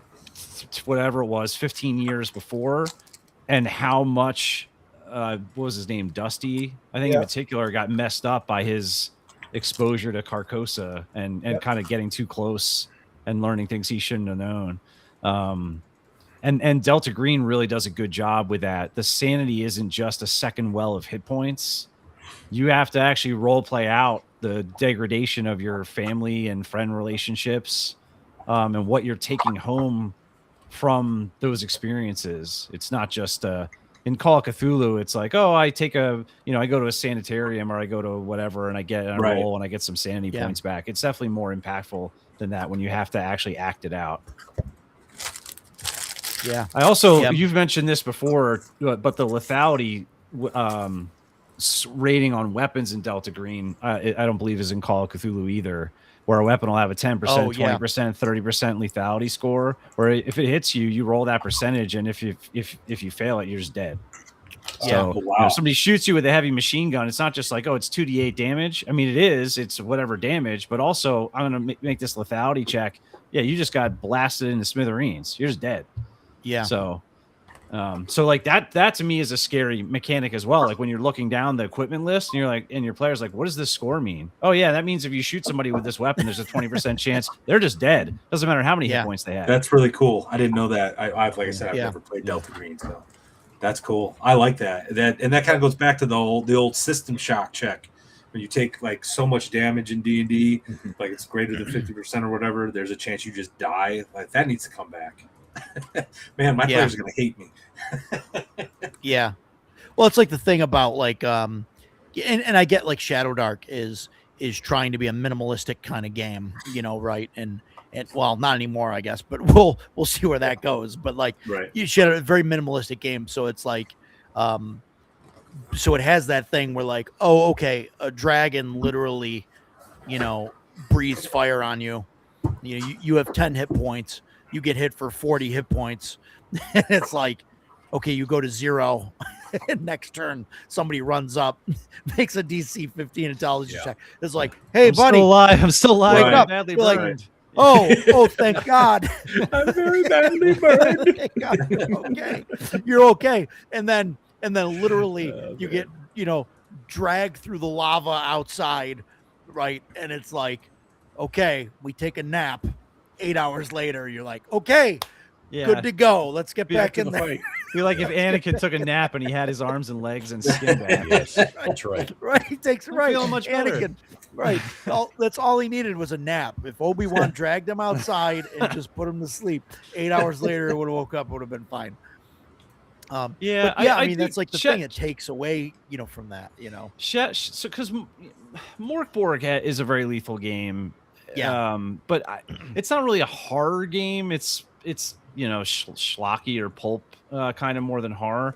I do think Shadow Dark with the attacking the light source thing, especially low level, does kind of lean into horror in a way that I really appreciate.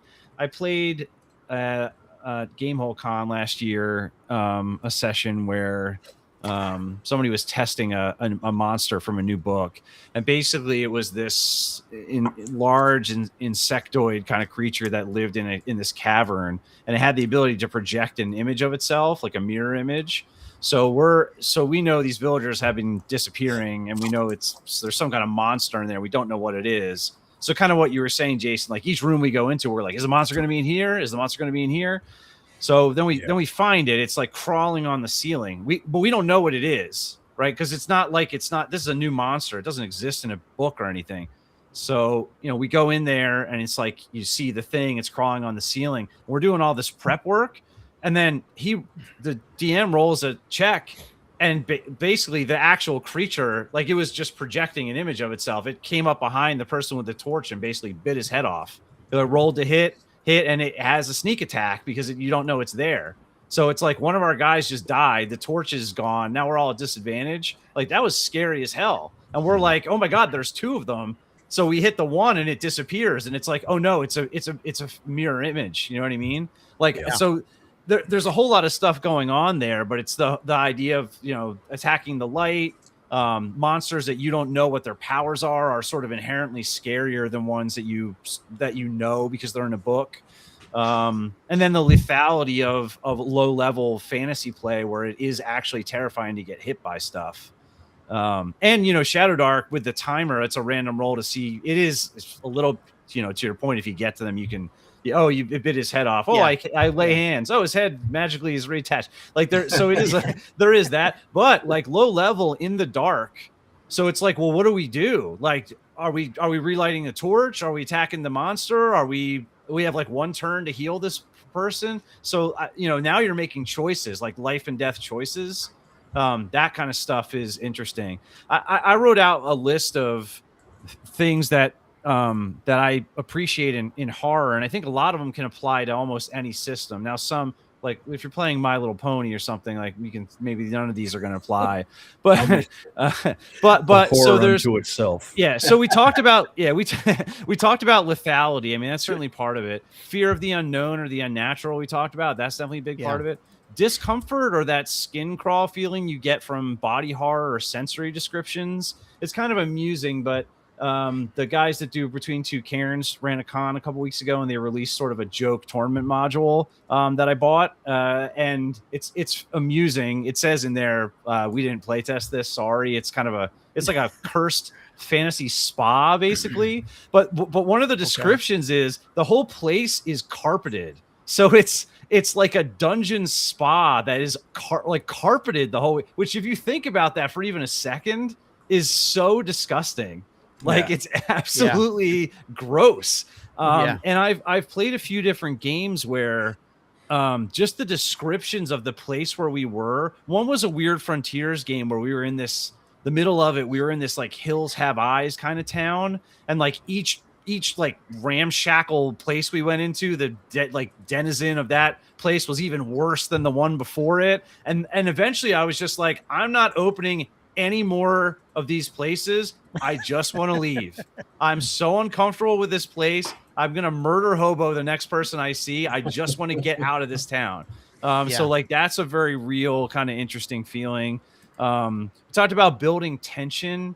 One thing that I do sometimes, there's a couple different tricks there. If you ever set out like a timer, like a countdown timer on a die, and you just don't explain what it's for, or the Blades in the Dark clock, like you make a 5-segment clock, you just periodically fill in a segment. Like, and if you don't explain, like, what are you doing over there? Oh, don't worry about it. Just keeping track of something for myself. Like that kind of stuff is like players get really invested in. Like, what does that mean? What's going to happen when that thing counts down? You can also do with Mothership, especially. I like to some of them, like Haunting at Epsilon 14. I'll hand out like little cards to all the players, and some of them will have information. Some of them will have like an objective, and some of them won't say anything. Like you have 2 peanut butter and jelly sandwiches in your knapsack added to your inventory or whatever. But like just giving players, or like in game, if you pass somebody a note, that kind of stuff puts everybody on edge, because it's the whole like, do we have a traitor? Like what's going on here? Like why does this person suddenly care about this thing? That makes people, the whole thing, and you see in horror movies or Walking Dead or whatever, where the community fractures and turns on itself. In a good horror game, if you set the environment right, it's very easy to make that happen, to kind of foster that feeling, like not knowing who you can trust. And then the generalized human fear of certain things, like not everybody, but most people don't like snakes, don't like bugs, don't like rats. There's like a human evolution thing where we just don't like we don't like crawling things. We don't like webs. So there's the 2 Morkborg adventures I ran at the last page. One has this snake cult. And so I bought a bunch of snakes, and I put them all over the table. And then there's little snakes. When you get bit, the venom lets you see things that the other people can't see. So you'd get a little snake to put on your card. But early on, you don't know what that means. So it's like, why am I getting this little snake? And then there's another one that has this guy, the Roach King. So I bought a bunch of bugs. And like the closer the players get to the Roach King, the more bugs I put out like on the table. And it's just like, what is going on with these bugs? So you can immediately tell the people who are like, they'll kind of push them away. Like they don't like that kind of stuff. I think, even in a con setting where you can't control the lighting, you can't control the music, you can't control the people at the table next to you that are playing whatever and being loud. You can't control that stuff. There's still things you can do that can be system agnostic. You can bring and I think, Matt, to your point about the Warden's Guide, what I like about that so much is it goes over a lot of this kind of stuff. Yeah. And it doesn't tie it to Mothership. Like in Mothership, the sanity check means XYZ. It's about how do you build tension? How do you make people feel a certain way? How do you evoke a mood? And you can apply that stuff to all types of different games. I still, though, for my money, would say the most tense game that I've ever played is Dread.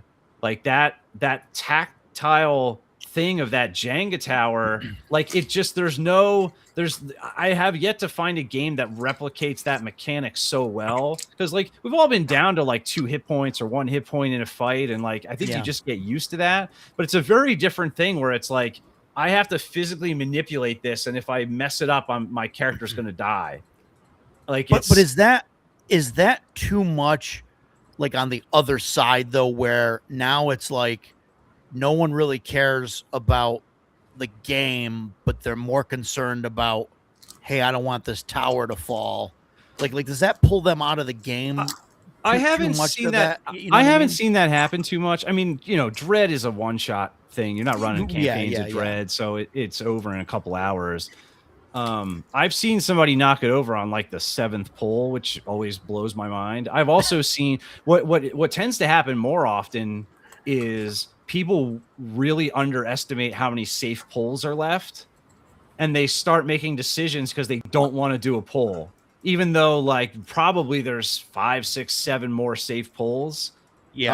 And so there's a psychological, physical interaction there that I think is really cool and unique. It doesn't happen in a lot of games. So if you're asking me like what game evokes the most kind of tension that sort of replicates the feeling of a certain part of watching a horror movie or something, for me, it's that one, because there's something unique about it, but it's a glass cannon system. You're not going to run it. You can only kind of do it once. Like you do it one time and it's like, oh, that's a really cool thing. I think if you played it 2, 3, 4, 5, 6 times, you would lose that feeling. But I think it's a good litmus test or a starter thing to see, like, is this a feeling you like? Do you like this kind of game? Because if so, I have games that are like that are more crunchy and mechanical. We can play over and over again versus Dread is just a one-shot thing. We would turn it into a campaign thing where everybody has their own Jenga tower in front of them, and and then everybody's got to pull, and then everybody's worried about the table shaking, and everything's going on. Oh my god! Yeah, that'd be crazy. It'd be absolutely nuts. But, now, I know it doesn't get a lot of love here, but Savage Worlds also has an interesting way to do fear. I pulled out the book just to look because, if something fears you, there's the monsters in in Savage Worlds will actually have on their stat block, it'll say if they fear or not. So, like skeletons don't fear, but I'd have to flip through and find it. But obviously, some of the undead, but even things I think like giant worms and stuff like that have a fear effect to them. So you got to make a spirit check. As a free action, as basically a fear check. If you fail that fear check, then you're going to roll on a fear table. And so on the stat block, it'll tell their fear, and it might say like fear +2. So when you roll that D20 fear table, you're going to add +2 to it. So you can get above 20. So 22 plus, which is the highest level, is heart attack. And then it goes on to it where, they're overwhelmed with fear. Their heart shudders. They must make an immediate vigor roll at -2. If successfully stunned, if he fails, he's incapacitated and dies in 2 to 6 rounds. In the latter case, healing roll at -4 can save his life, but he remains incapacitated. But it goes through a whole rank of like at the very bottom is adrenaline surge, distracted, vulnerable, shaken, and these are all statuses in the game. Mark of fear, frightened, panicked, minor and major phobias. If you get a phobia, that's lasting. So now you could be fearful every time you see something like that. It's pretty interesting the way they do it. Yeah, that's interesting. I wonder, like, some of that though, like mechanically, like I don't know if that like translates well enough. Well, that game does. Yeah, no. In some games, it definitely will. But I mean, I know in like some games where it says, "Oh, okay, so you're like afraid of, skeletons, or you're afraid of like ghosts now from like now on." Like I wonder if in like a campaign, that could be like great 3 sessions playing. later. That could be great role. Right, but 3 sessions later, like I feel that with some people it becomes like a campy kind of thing where they're like, "Oh, it's a ghost. Oh, I'm afraid," or what. You know what I mean? And again, maybe I'm just playing with the wrong group. Right. Well, Yeah, I think that goes back to it's on the player to take it seriously and play it seriously. Yeah, I was just gonna say that, like, I think game masters put a lot on themselves, because but we bring our players like 9/10 of the way there or whatever. It's up to them to take the next step and like really step into it. If they just want to show up, roll dice, drink beer, and talk about the sports ball in between dice rolls or whatever, you're not going to get out very far with like a horror game, or maybe not even a sword and sorcery game. You know what I mean? Have you been looking in the window when we play? Because you hit that. It's like a beer and pretzels game, in which case you just kind of have to roll with it. But I don't know. Like, I also think every game session, and I would even argue even campaigns, maybe not as strictly, they kind of go through like this thing where like, people are there they're socializing, they're rolling dice, they're kind of getting, and then something happens and they're like all of a sudden really focused on what's going on or whatever it is, whether it's a role-playing thing or like a combat, and then they're goofing off, whatever, and then they're focused again, blah blah blah. I mean, you just kind of have to, that's part of reading the room. But like, to Jason's point, like if they're not going to like play the schizophrenic, whatever, because they're, it's a Call of Cthulhu game, or if they're not going to, play it up, that is going to be something that's lost. Because when the players start being anxious and maybe even playing it up a little bit, that becomes infectious, and the other players, at the table are all of a sudden like getting amped up, like what happened with that one Alien RPG game. They're just like, when I told Cody, you got to make a roll, man, everyone's like, oh no, come on. And one guy's like, he's not going to pass it, because he knew he was at this point fatalistic. He's like, we're all going to die. Oh, yep, Cody failed. We're all going to die, and that just sort of had this really nice synergy. But to Matt's point, he said something about fighting. He was talking about fighting a monster he was not aware of, or it was new and they had no foreknowledge. That, I think, is also a big thing, a tool one should use. It's one of the reasons why I love Lamentations of the Flame Princess. There are no fear mechanics in that book at all. It's just a BX clone with a few things that are different, right? But every time you pick up a module or a campaign setting or whatever, what's contained in there, your players have never seen before. And if you play it right, they're going to be like, what are we doing? They're really asking questions of like, well, will this work? Will that work? Oh, he just got turned into a pool of acid. Okay, that didn't work. Like, what? Let's run away. And I've played in games where it does devolve into people just kind of like not trusting not trusting each other, maybe even fighting each other. And that's one of the reasons. So if you ask me, my favorite horror RPG is Lamentations of the Flame Princess, precisely because like you don't need the mechanics. That's why I'm really excited to running this Mothership game, because I see a lot of similarities, because my players are going to go to various locations in the star map and they're going to encounter something, but they're not going to know what it is. So I'm looking forward to that campaign. So Yeah, awesome. Yeah, Mothership is fantastic. I was introduced by Matt. We were in some of his games at some conventions, and yeah, I really liked it. It was cool. So I mean, I got a copy. Played the original version. Yeah, A few years back on a actual play channel, and I just had a ball. I just absolutely loved it. Even when my favorite characters died, like I got killed in cool ways, and in some ways I was like, yeah, I should have seen this coming, kind of thing. But the game master was really good. He was dispassionate. He would describe things, and then when he just let the dice fall where they may, and then bad stuff was happening to you, or you're panicking or whatever. So the new edition I haven't yet to play yet. We'll see how that goes. Yeah. I really like the character sheets are really intuitive. They're flow charty. To kind of figure out what your stats are and where everything goes when you do character creation, and they did a real good job at that, I think, and still keeping it simple. Not overly complicated. Yeah, I mean, I think I talked about this before, but Tuesday Night Games started as a board game company, and I think that some of their visual design and the way they approach the rule book carries over from that into the RPG, because when that makes a lot of sense now. Good board game rules often have examples of play. RPGs sometimes do. A lot of them are too much fluff. It's too much like people pretending to role play and less about the nuts and bolts of how to interpret the rules and make them work at the table.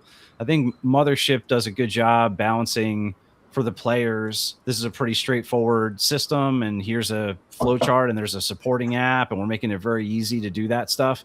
But then for running the game, they have this really good book that actually tells you, if you're running a game, this is your job and this is what you're supposed to do. Hull Breach is amazing. Hull Breach is probably the best Mothership supplement. It has some of the best adventures. Road Trip is in there. Vibe Shetty is in there. I don't know if you guys know Vibe Shetty, but it's basically Friday the 13th in space.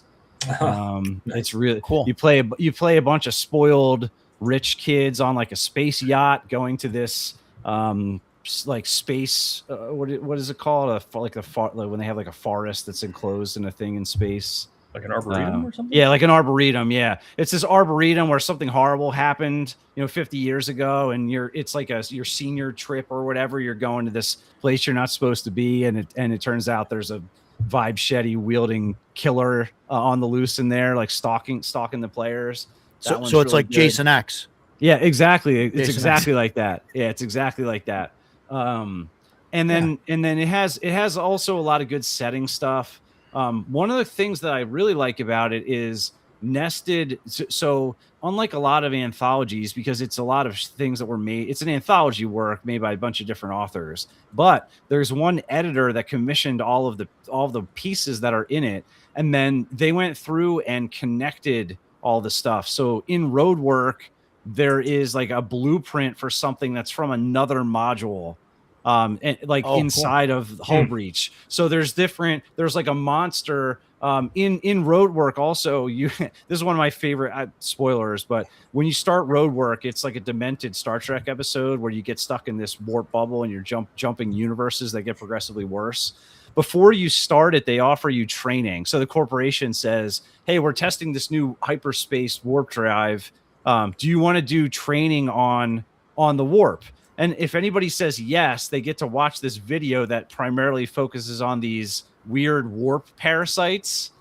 And then you just roll D5 and pick up that much stress, because before that you had no idea there were these like terrible warp parasites, and now they exist and you're about to do a bunch of warp jumps. So, but the monster that they're talking about that's in that training video is part of the monster section that somebody else wrote in the book. So it's a really cool thing for Mothership. If you're going to get Mothership beyond kind of some of just the adventures, it's probably one of the must-buy things. I'll put that on my list because I have was it A Pound of Flesh, Gradient Descent, and the Red Planet. Those three ones that they put out originally. And then I have a few others on PDF. I can't remember off the top of my head, but I've been like kind of scrolling through what else can I add to this campaign map that I'm putting together for. I'll take a look at that one. Hull Breach. Yeah, it's good. Thank you. Yeah, that's cool. Yeah, Moonbase Blues was pretty good. It's one of the better pamphlet ones. Yeah, Ipsilon 14 is one of the better pamphlet ones. I got that one. Orphans is cool, especially if you like the folk horror kind of stuff. It's by Luke Gearing.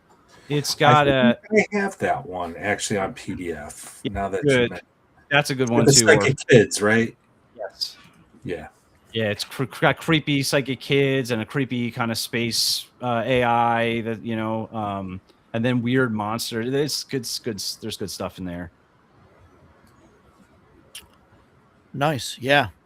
No, Mothership's fantastic, and I think, and maybe it's just Matt, right? But he does a fantastic job of making it interesting, where you're not sure what's going on, and like there's just enough information out there. And I know the module is some of that. Not to take anything away from you, but no, I know you're the not modules wrong. are laid out pretty well, for doing that, and that's and that's important. You guys have said it, but definitely controlling like the flow of information of what things are and what's actually going on. I think that's like important for any kind of like a horror or anything like that. So Mothership, everything you can run a lot of different stuff in Mothership, but the ones that I like are, and this is why I think you'd like Delta Green, Roger, is they're basically Delta Green in space. It's investigative, like blue collar, regular people, and now they're thrust in this horrible situation, and you're trying to figure it out. So Mothership? Motherships like that? Well, not all of them. So another bug hunt is like aliens. Yeah. Gradient Descent is like a mega dungeon against a bunch of an evil AI creating terrible android replicants. So all the adventures play different. Yeah, the ones that I like, so Deadweight, Moonbase Blues, Orphans, Roadwork, they are sort of investigative horror situations. So it's like a horror sandbox. You're thrust in this horrible situation, and what you do, like how much you solve versus survive, is sort of up to you. And all the play groups handle them a little bit differently. And those are the ones that I like. They're not all like that, but even the systems, it's a percentile, roll under, skill based. Delta Green and Call of Cthulhu. Mothership is sort of a devolve of that, and then put in the future. So yeah, they definitely simplified it, and it works really well. Yeah, Shellback. We probably just answered the question, but it's percentile. Roll under. In fact, it only uses D10, and percentile, and then D20 for the panic checks. Yeah, that's it. And a D5 for some. For D5, some D10, 2D10, 3D10. Yeah. Mm-hmm. Yeah, and it basically tells you to roll a D10 and cut it in half. Not actually roll a D5, because we all don't have D5s in our dice bags. Some of us do. All right. But yeah, I mean, fantasy horror, I think, is probably an underserved market because of how D&D just pivoted away from it completely. I mean, the current Ravenloft stuff is not horror. Well, the current stuff isn't horror, and even like the original stuff that was like specifically gothic horror. Like you're not going to find. I don't recall any body horror. You might get some psychological, obviously supernatural horror, but I mean, like that's why when I discovered Lamentations of the Flame Princess, I was like, lots of that stuff. Yeah. There is all kinds of stuff in here, and they don't pull any punches. And like Carcosa, we were talking about earlier, that's got like quite literally explanations and how to like step-by-step instructions for summoning Yog Sothoth or whatever, including how many virgins you need to sacrifice. So nice. It goes into it, like and and so maybe some of the horror is watching your players get into it. I don't know. Maybe is that horrific? I don't know. But but Yeah, I mean, but that's yeah, true. but you're not going to see a lot of. I don't. And anytime they do kind of do something, I think it's kind of mild. Like, ooh, there's an undead thing here. So if you as a DM are horrified by watching your players go through it, you're just a bad DM. You should be rejoicing Reveling in it. reveling in it. Like, yes, I did finally that. it's my turn. I did that. Yeah, there's a DCC module I really like. Blights of the Eastern Forest. It's a level 1 hex crawl. It's like 64 pages. There's some DCC goofiness in there. Like the one area is basically it's an homage to killer clowns from outer space, but they're gummy bears from outer space. Okay. And they're not, and it's never communicated that that's what they are. It just becomes obvious fairly quickly that that's what's going on. But there are parts of it that are it. I love it because it's got a very Evil Dead Army of Darkness vibe to it. It's basically fantasy crossed with Army of Darkness. But I played it at a con with the author Thorin Thompson, and he's first of all, he's amazing. But it's one of the most memorable one shots I ever played because we did all this stuff and we're going through this thing. We're being harassed by this disembodied hand. It's like flipping us off and it would like pop out and shoot crossbows at us as we're like descending down this thing. We fought this suit of armor that we thought was the big bad, and you know we like spell burn and did this huge magic missile and blasted this thing for like 60 damage, and then it turned out, oh no, actually that's the guardian to the big bad. And then we're in this final fight at the end, and like our resources are like basically expended, and we're all going down one at a time until we have just one. We had 2 clerics and we had 1 left, and he Hail Married like appeal to his deity, and then rolled a nat 20 and basically like got his deity to like restore all of us, because I had been blasted with this. I was playing I had some stupid halfling. I didn't come up with a name. Oh, Coffee Pan Griddle or something was my guy's name. He's like, do you have a name? And I'm like, no. He's like, all right, you're Coffee Pan Griddle. Next. And I was like, all right, I guess that's who I am.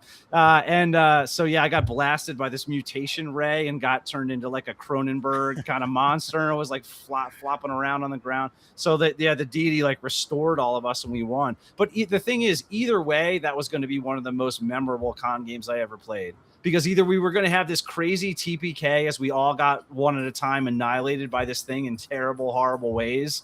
Or what actually happened is we got lucky and managed to light our darkest hour matrix of leadership moment where like this God comes down and restores us. And then it turns the tide and we won. But the thing that made that so memorable to me was it wasn't just basic fantasy stuff. It was very much horror. There was like creepy monsters and body horror stuff going. We're not fighting a giant. We're fighting what is basically a giant, but it's a giant made up of a whole bunch of corpses that, form up into this giant corpse monster. And as it's it's clubbing its arms, like parts of corpses are flying off. Do you know what I mean? Like it's that kind of stuff made it much more memorable for me anyway. So if you like that fantasy horror stuff and you're okay with DCC, that's one I really recommend.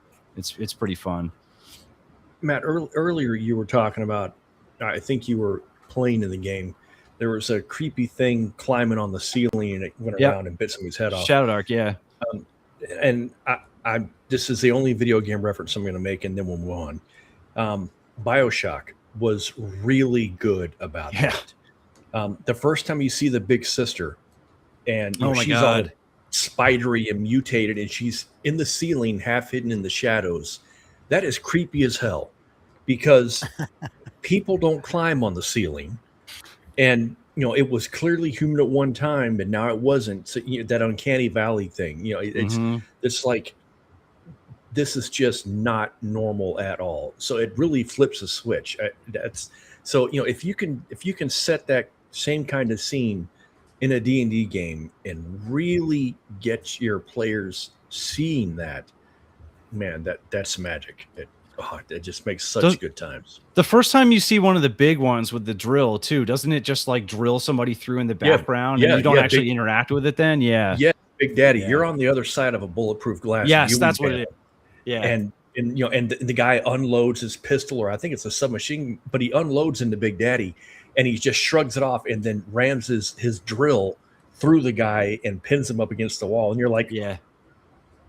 I have to fight those things at some point. Oh my God.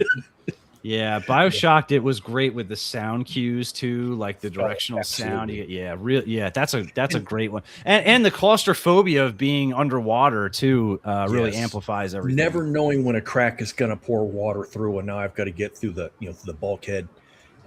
Sound cues.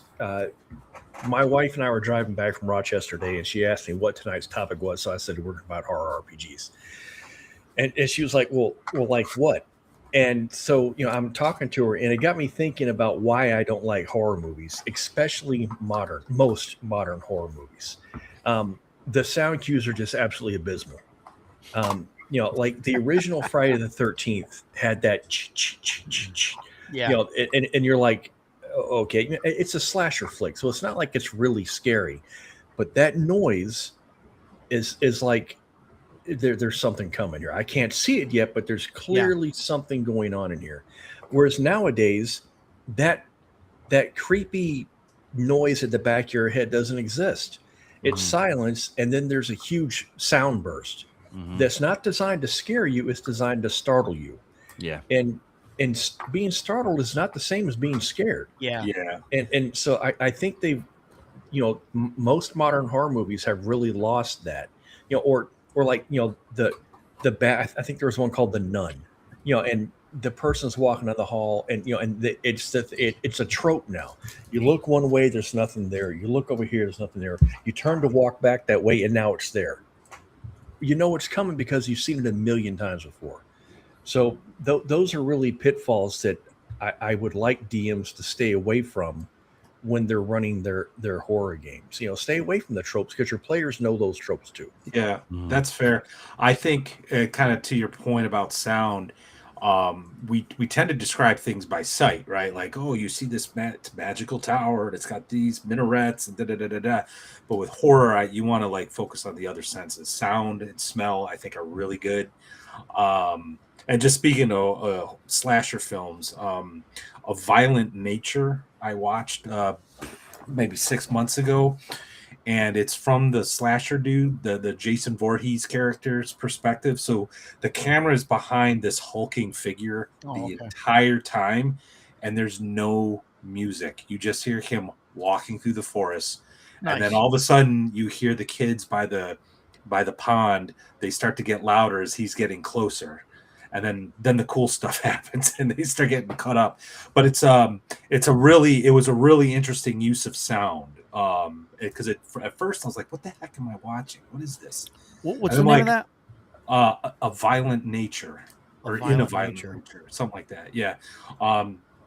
It's absolutely fantastic, and there's like it literally is sort of like watching a slasher film from like the opposite perspective. It's really cool, but it just kind of drove the point home about how sound, because after a while, like you're following this guy, but you just kind of get sucked in because you're just hearing the sounds of the forest, his crunching boot feet, and then all of a sudden in the distance you hear the campers, then they get louder as he's getting closer, and then you at first they have no idea they're being watched.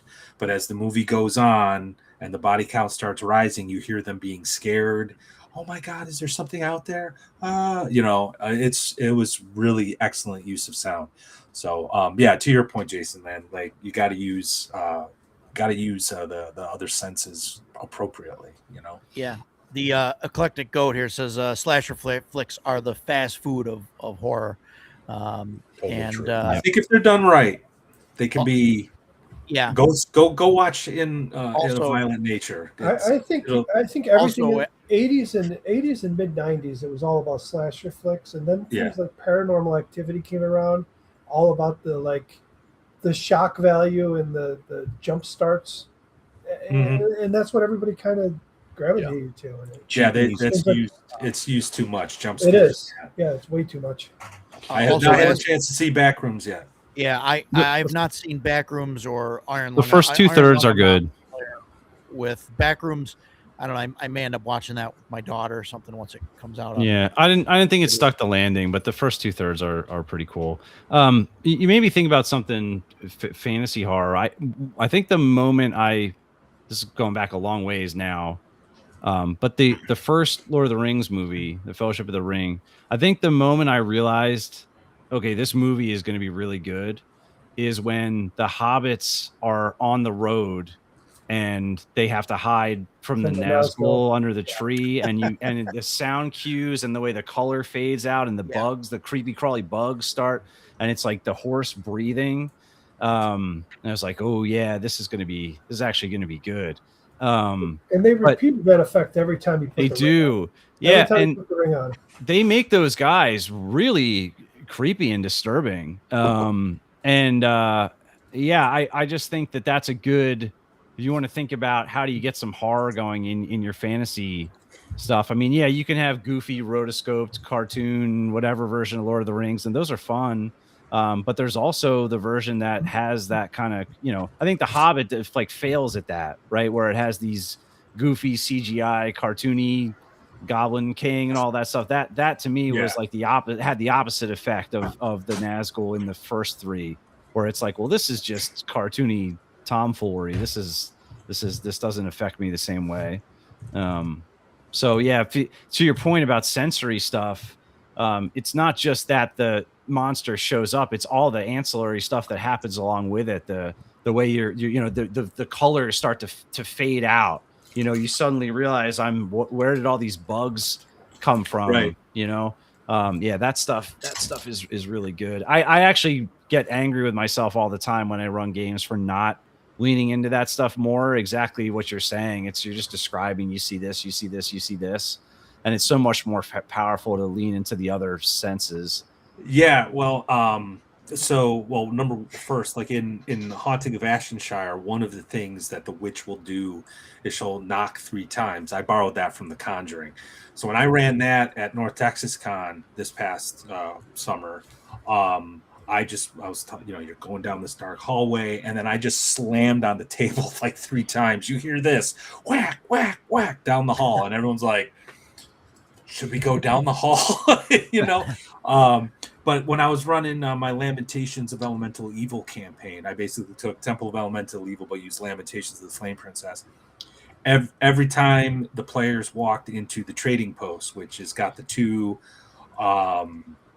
they're basically spies for the cult, I would always describe the smell of the place as kind of like this musty peat odor, something kind of earthy, kind of like hinting at the demon queen of fungus that's at the bottom of the temple of elemental evil. And I also described them as having like these scarves around their necks, and then when they took the scarves away, they saw all this fungus growth. But anyway, I would always do that, and at first they didn't pick up on it. They were just like, oh, okay, well, whatever. And then one day, I think it was my buddy Cody actually said to me, he said to the party, goes, he keeps saying that every time we go in there. And they're like, huh. Yeah. And then they all of a sudden started paying closer attention to the trading post guys. So yeah, I think that stuff adds so much, not even just in a horror sense, but just like characterization and all that stuff. So, but yeah, sounds and smells. Have you guys you ever seen Annihilation? Yeah, I have. Mortal Kombat Annihilation? What? No. Oh. It's based on the first book of the Southern Reach series. It's good. The movie's decent. It's pretty good. I think the book is better, but the type of horror it is either will hit with you or it doesn't. It's got a lot to do with facing your biggest fears and like what makes us, like giving yourself over to the thing that you fear the most, and like loss of your bodily agency and things like that. It's got that really good. It has I always forget the name of the monster. It's the bear that has like the other mouth that can replicate the voice of the things that it eats. So it eats something, and then it uses the voice of the thing that it killed to like call for help, and that's how it gets more victims. Anyway, it has one of those in it. But there's a repeating sound like cue that's in that movie it's the theme of the alien in it. That is one of the creepiest and most disturbing like sound effects or themes that I've ever heard in a movie. And it's good because they use it in YouTube shorts and Facebook, YouTube like reels and all these kind of short videos. It's one of the sound effects that they'll use to like make you immediately feel a creepy feeling. So even though the movie's like a maybe 6.5 out of 10, like it's got a 10 out of 10 sound design. It's sort of is a good example of how that kind of stuff can elevate something that's okay to be even better than that, just because it really sticks with you. Like every time you hear that forevermore, you'll immediately go like, ugh. It's like just one of those creepy things. Yeah. So, yeah, the eclectic goat here says, original Nightmare on Elm Street isn't a slasher. It's about the deaths. You could say the same thing. I don't know. I think it's more of a slasher still, but with some like investigative stuff. And then Shellback mentions the Alien series. There's something in common there that like the first of a series of movies can be like this kind of horror investigative thing where like the horror is like very like you don't know what's going on, right? There's little clues about what the evil entity is or whatever, and it slowly gets leaked. You find out like a little more, and then finally this thing where whatever it is, whether it's Freddy or Jason or one of the aliens or whatever, like that makes the appearance, and it's like, holy shit, this thing, and blah blah blah, and it's and then it's like stalking you or whatever. But then as soon as you make the second Aliens movie, the second Friday the 13th, the third, the fourth, the fifth, the 20th, like you can never do that again, right? You can't, because even if you try to, like, everybody knows like what the thing is, right? They know what the evil entity looks like, like you can only bury the clown in the sewer for so long, right? until like until Tim Curry comes out looking like a total goofball, and then you're like, oh, what was that? But as soon as it appears, and it's there, like you can't get that back, because there's no, it's not a horror now, it's like an action thing. I would have loved to have been at the table the first time a group of goblins attacked, the Blackmore bunch or whatever. You know what I mean? Yeah, because I would have been like, what are these things? Oh my God. But now you're like, oh, they're goblins. Yeah. Just make sure there's not too many of them, and we like, should. What are these fine, tiny right? green deep demonic things with spears and like whatever? And it's like, yeah. And that's and now it's like, oh, goblins. Yeah. Yeah. But that's like the reason why like the second alien movie, Aliens, was really more of an action film. They had horror elements, obviously.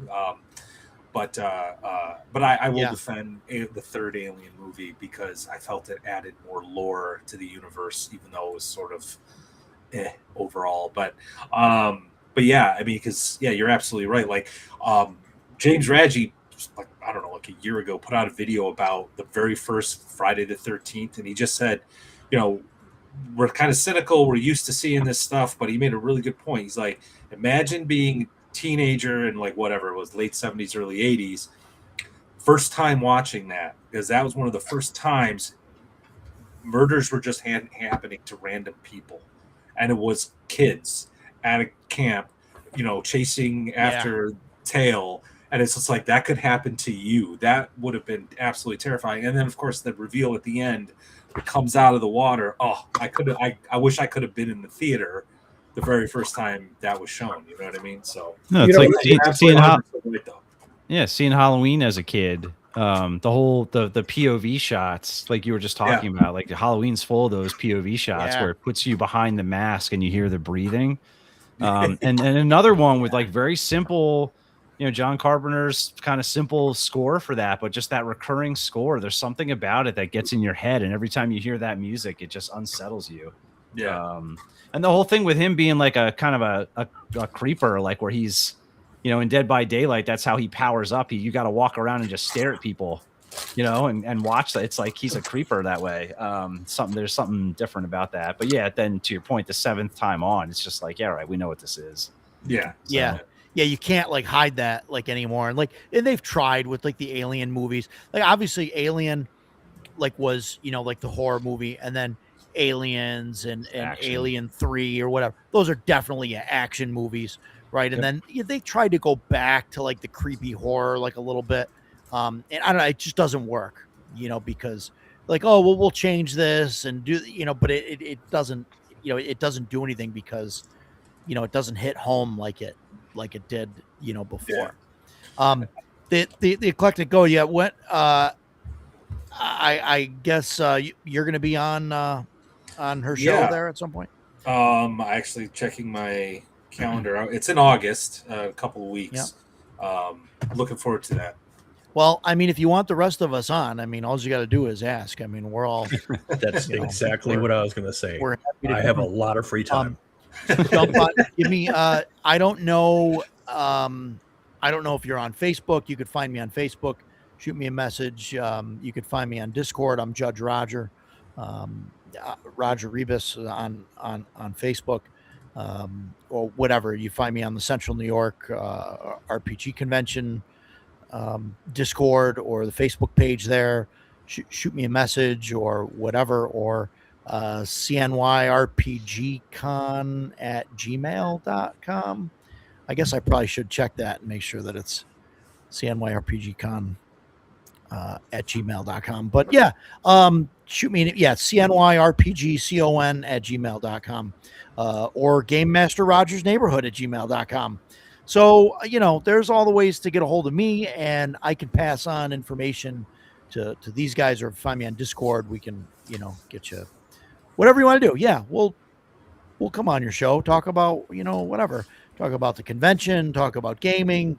Don't get Jason going on Lucerne Hammers unless you want unless you want a 3-hour episode on I can that sort talk of thing. about other Maybe weapons you do. than the Lucerne Hammer. Oh, okay. And Edgelord, the greatest American heroes, William Cat, you're welcome. I love that shit.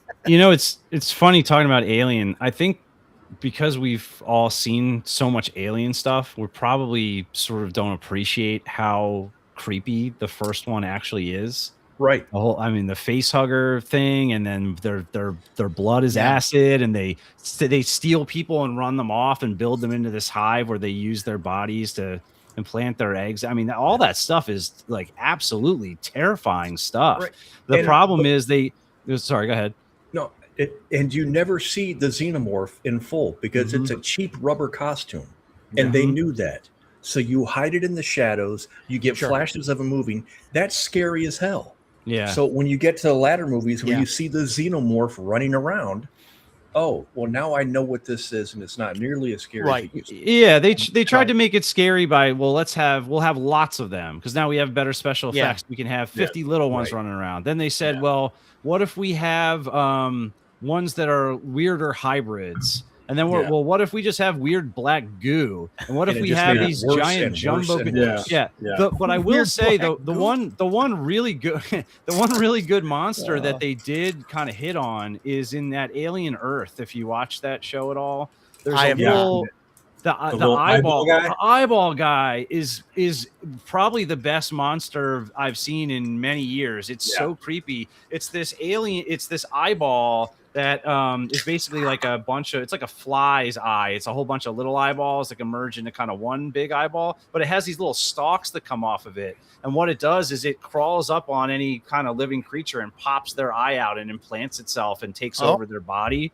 Creepy as hell. Yeah. It's hyper intelligent. Yeah. And like, it just, the whole show, it's just watching everybody. Oh, and then it makes its move. Wow. It's like, oh, I love that little guy. Yeah, it's really, really good. And it's just fun. But, thinking about, they tried so many different things in between, and they finally hit on one there that I was like, make a show about that. Where did this thing come from? I want a movie about this. Yeah. So, did you guys see Killers? Which one? Or not Killers. What is it? Weapons? Weapons was good. Yeah, Weapons was good. I liked the way they did that because, I like movies when they you don't immediately know what the danger is. You don't know what's causing it, and you don't find out till late in the movie. Yeah. Shit starts getting crazy and things happen, but you don't know why. Yeah. I feel like movies these days telegraph way too much what's Agreed. going Oh, on sure. early in it. Yeah, Yeah, Weapons is good, absolutely. and Barbarian was his movie before that. That one's good too. It's I also haven't seen creepy. I have that on digital. I have not seen it yet. I've heard it's good though. Creepy. Yeah, it's Yeah, I like creepy. Weapons better Yeah. than Barbarian, but that was good. Weapons and- would have been better if one more person had died. What did they not kill a lot of people? They killed a decent amount of people, I think. Yeah. Maybe there's just one crappy character that needed to die that didn't. Yeah, possibly. maybe. But kind of going back to the Alien, what made it effective Yeah. too, besides from like the psychosexual implications of like of all Being that violated, stuff. yeah. Yeah, they subverted a lot of tropes too. Like when I was watching it the first time, I thought the captain. I mean, call me a sexist if you will, but I thought the captain was going to be the hero, and he was like. I remember being like my jaw hitting the floor when he's like going down, and they're using the tracking device, and they're like, "It's Dallas, it's coming right towards you," and he's trying to find a way up. Then he opens up the one hall, and it's like right there, and it gets him. And I'm just like, oh no, what's gonna happen now? They're all doomed. So like the tropes got subverted, and Sigourney Weaver, of course, saved the day. But like that, like really at that's when you knew like the stakes were real. And that kind of goes back to also like what we were talking about earlier about the fragility of the player characters, right? And making sure that like, you know, you gotta like let them be hurt so they can like understand the danger. And I think that's just not good. That's good advice, not just for horror, but just like if you want your orcs to be scary, you know, if you want your orcs to be like a threat, you got to make them brutal, and you got to make sure like players get killed, or not players, excuse me, characters get killed, you know, and like maybe favorite NPCs get killed. So to drive some of that stuff home. But yeah. Speaking I of think scary, Agile Monk is always in the background watching. So what? Is he? Oh. What's that? One of the movies that actually really did creep me out was The Ring. And one of the things that I really liked about it is the first 2/3 of the movie, you think that the mom is rescuing this poor trapped child that's been down in this well. And what you think, or at least what I thought, was the end of the movie. And I remember thinking, well, it's kind of short. They pull the girl's body out, and then you see the mom with her son, and she says, "It's over now. We rescued her." And her son looks at her and says, "You aren't supposed to help her." And I was like, oh, shit. Yep. Now comes the scary part. You know, then, of course, then the girl comes out of the TV screen and all that. That's fine, whatever. But just that scene where that revelation hits, and the kid who was just really good in the movie says, "You're not supposed to help her." I was like, oh, that completely changed the movie for me. So if you can work something like that into a game where your characters, especially me, who's always the good guy, thoroughly believes I'm helping, I'm doing the right thing, and then drop the hammer on them, that's soul crushing. And boy, that's really good horror. They kind of did that in I don't want to spoil it. I know it's been a while now, but like 10 Cloverfield Lane, like they did the opposite kind of thing where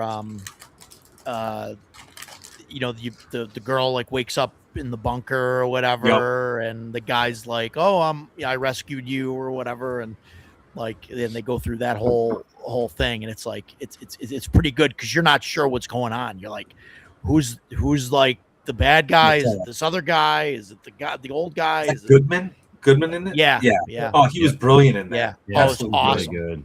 Yeah, he's really awesome. good. Yeah, it's good stuff. I know, Matt, you're big on Mothership, and I'm surprised you didn't bring this up before I did. But fairy tale horror role playing. Oh, Father Fog. Yeah. I just saw. Did you pick this up or? I have it. I haven't read it yet. I watched a little video about it. It definitely sounds interesting. The challenge I have with that is just I think it's more. I don't think it's just pure fantasy. I think it's a little bit more steampunky, maybe. Yeah, a little bit. But, I mean, they call it fairy tale, but yeah. I think I think that genre is just a little bit more crowded. The thing that is great about Mothership is it's filling a hole that kind of existed there, where we've all seen. I mean, we just rattled off a whole bunch of sci-fi fantasy or sci-fi horror movies, a lot of which everybody has seen and are huge. And it's like, well, why isn't there a game that does this? But then if you go, oh, I want to play like fairy tale fantasy horror, it's like, oh, are you talking about Dolmenwood? No, I'm talking about. Oh, you're talking about Samarum? Yeah. No, I'm not talking about that one. It's like there's just a bunch of games that are already out there. Now, I mean, obviously, I like Mothership so much, and it's using that same engine, so I bought it. I'm gonna check it out. I just have a hard time thinking it's gonna blow up the way Mothership did. Yeah, I think that's fair. That's actually a very astute observation. I only just learned about it today because I'm like researching, getting ready for my own campaign of Mothership, and I'm like, oh, they did a thing that's in another genre. I'm like, yeah, well, there's other things that do that, and I've actually had this conversation with other people about other games. I'm like, I have my fantasy games. You know what I mean? I have my fantasy horror. You know, I don't really need to be buying like all these other stuff. Part of me curating and not blowing my wallet on every single Kickstarter that comes along. But yeah, I think that's a fair observation on that game. So yeah, no, it's not fantasy, but we talked about Vaesen a bunch last week. It was on a bunch of our lists. I mean, that's a similar thing. Like, there's just a lot of games kind of out there in that space that scratch a similar itch. So I like that they do this. They got the hope and despair kind of thing. And, so like every time like something bad happens or, you come across like an enemy you haven't seen or whatever, you roll a hope save and it could lower your hope score until you get into like despair. And then there's like a whole list of like things that can happen where you lose hope. And then like it causes the people you're with to lose like hope, because you're kind of bringing them down, or there's a whole bunch of different effects that kind of happens, and like you don't, like they explicitly tell you like, hey, if you're a player, don't look at this page that has all the effects on it, because there's things where like if other people touch you or like if certain things happen, like they also lose hope or whatever. And so it's kind of interesting that they do that. I know it kind of like mechanically gives you like that sort of horror, aspect or whatever, but it's interesting. I think it gives you like a decent like role playing kind of thing to go with, and then eventually like you get like you end up rolling a 1 on the despair check and you just die, so yeah, I mean, I think they're treating it like they did Mothership. They're calling this the 0 edition. So my guess is they're going to play test it and see if people make some content for it. And then if it does, then they'll do a special edition box set on Kickstarter. Yeah. Yep. Yeah. That'll definitely happen.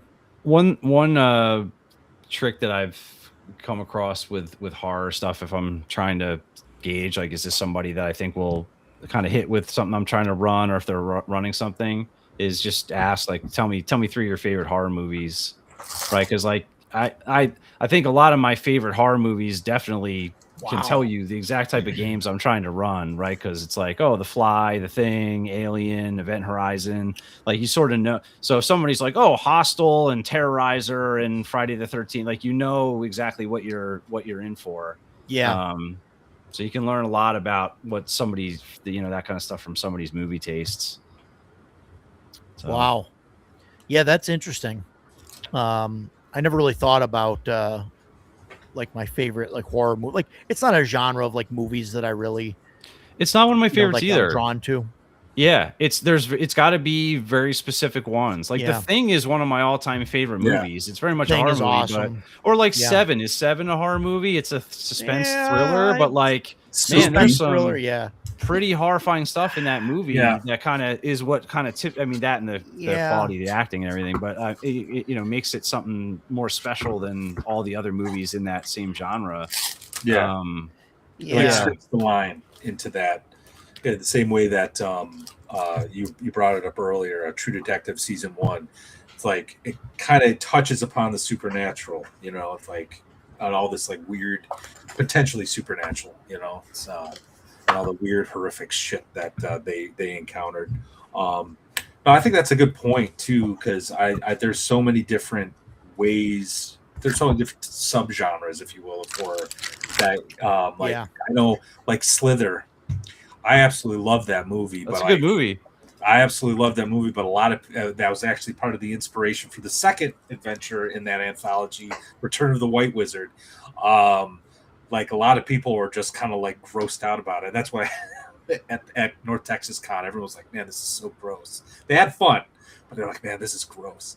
A lot of mutation. But yeah, I love Slither, but I also love The Conjuring. Like the very first Conjuring movie, I was like, I'm like, oh my God, what's going to happen next? I really love like a good supernatural horror, so I run the gamut. Like I'm to the point where I'm starting to like take slasher films a little bit more seriously, especially after watching In a Violent Nature. I'm like, I used to write them off, but you know what? Maybe there's some good ones out there. Maybe I should start watching a few more of them. I don't know. Yeah, Dawn of the Dead. Yeah, Dawn of the Dead horror. Oh, absolutely. What about Tremors? Is that I just watched that. Tremors is a action. I mean, Slither is kind of funny as well. It's intentionally funny, but Slither has that like hive mind kind of thing going on. Like if you watch Stranger Things, the probably the only thing in Stranger Things that actually really creeped me out in that whole series is, I think it's in season 3 when they're all like melting. They're getting like pod people replaced, and then there's a scene where all the replaced people are lined up in this huge queue, and one at a time they just walk up and like melt into a pile of goo and then get absorbed into the giant goo monster. Like there's that I don't know what that genre or whatever it is called, but Slither kind of has that thing where it's like they're creating this hive mind of all these people and then like body horror. Yeah. It's like very much. It's kind of the hive mind, like out of something from out of space. That's in the vein of Lovecraft, I would say. Yeah, like that. It's something ineffable. We don't understand it. It's completely alien, and it's doing nasty things to us at the same time. Speaking of which, I actually liked Nick Cage in Color from Outer Space. It's great. I thought that was brilliant. So good. That was actually the first time in a very long time where I actually walked away from the middle of the movie. It's the scene. Well, I'm not going to give it away in case anybody watches it. We'll just say mom and her son. Yep. I was just like, am I going to turn this off? I got to turn this off. But then I'm like, nope, I'm not a pussy. I got to watch this. Yeah, that was good. Yeah. I really liked that too. I liked it. That was excellent. Yeah. I liked it. I know a lot of people gave it bad reviews or whatever. I think it's hard to do, Lovecraftian horror, and even like in that movie, like they're asking like when he's telling the reporter or the police or whatever, and he's like, well, it was some kind of purple, or I don't know what color it was, and it's like they're trying to, when you read it, it's one thing, and they describe the undescribable, because you can read it, but then when like Nick Cage is like trying to like repeat it, he just sounds like I know it's hard. I mean, like saying, well, it was a color, and I don't know what color it was. It was sort of bluish purple. That's but it why really wasn't I don't anything. like Lovecraft. And we've talked about that before. I've read all those stories, so it's not like I just don't like it. Every one of them ends the same way. Sure. I got scared and I passed out. End of story. What kind of cheap crap is that? You can't describe it. You saw it. I don't know. Yeah. Give it a shot, dude. Do your best. See what you can come up with. It was indescribable. Oh, good God. Yeah, it's just so lame. Yeah, we're trying to like. I don't know why Lovecraft is so popular. I really don't understand it.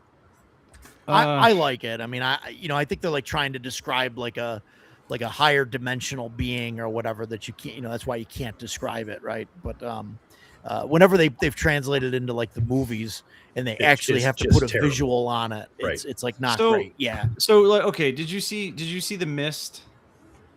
Me? No. Yes. Yeah. The one with Thomas Jane? Mm-hmm. Yes. Yeah. Did you like that movie? Yes. That's kind of a modernized Lovecraft. I mean, Annihilation is also the Southern Reach is about there's this anomaly. I forget if something like a comet or something. I forget something landed or whatever. But there's this area of territory that started out small and is expanding. And once you cross the event horizon into this space, the normal rules of nature and physics and reality start to break down. And it kills people in weird different ways that seem to be based on what their inner turmoil is, what's happening with them. Like the one woman has cancer and sort of gets annihilated into this. It's just what it mutates people in weird ways and kills them. But it's expanding, and so they just keep sending teams in, like hoping to figure out like what's going on.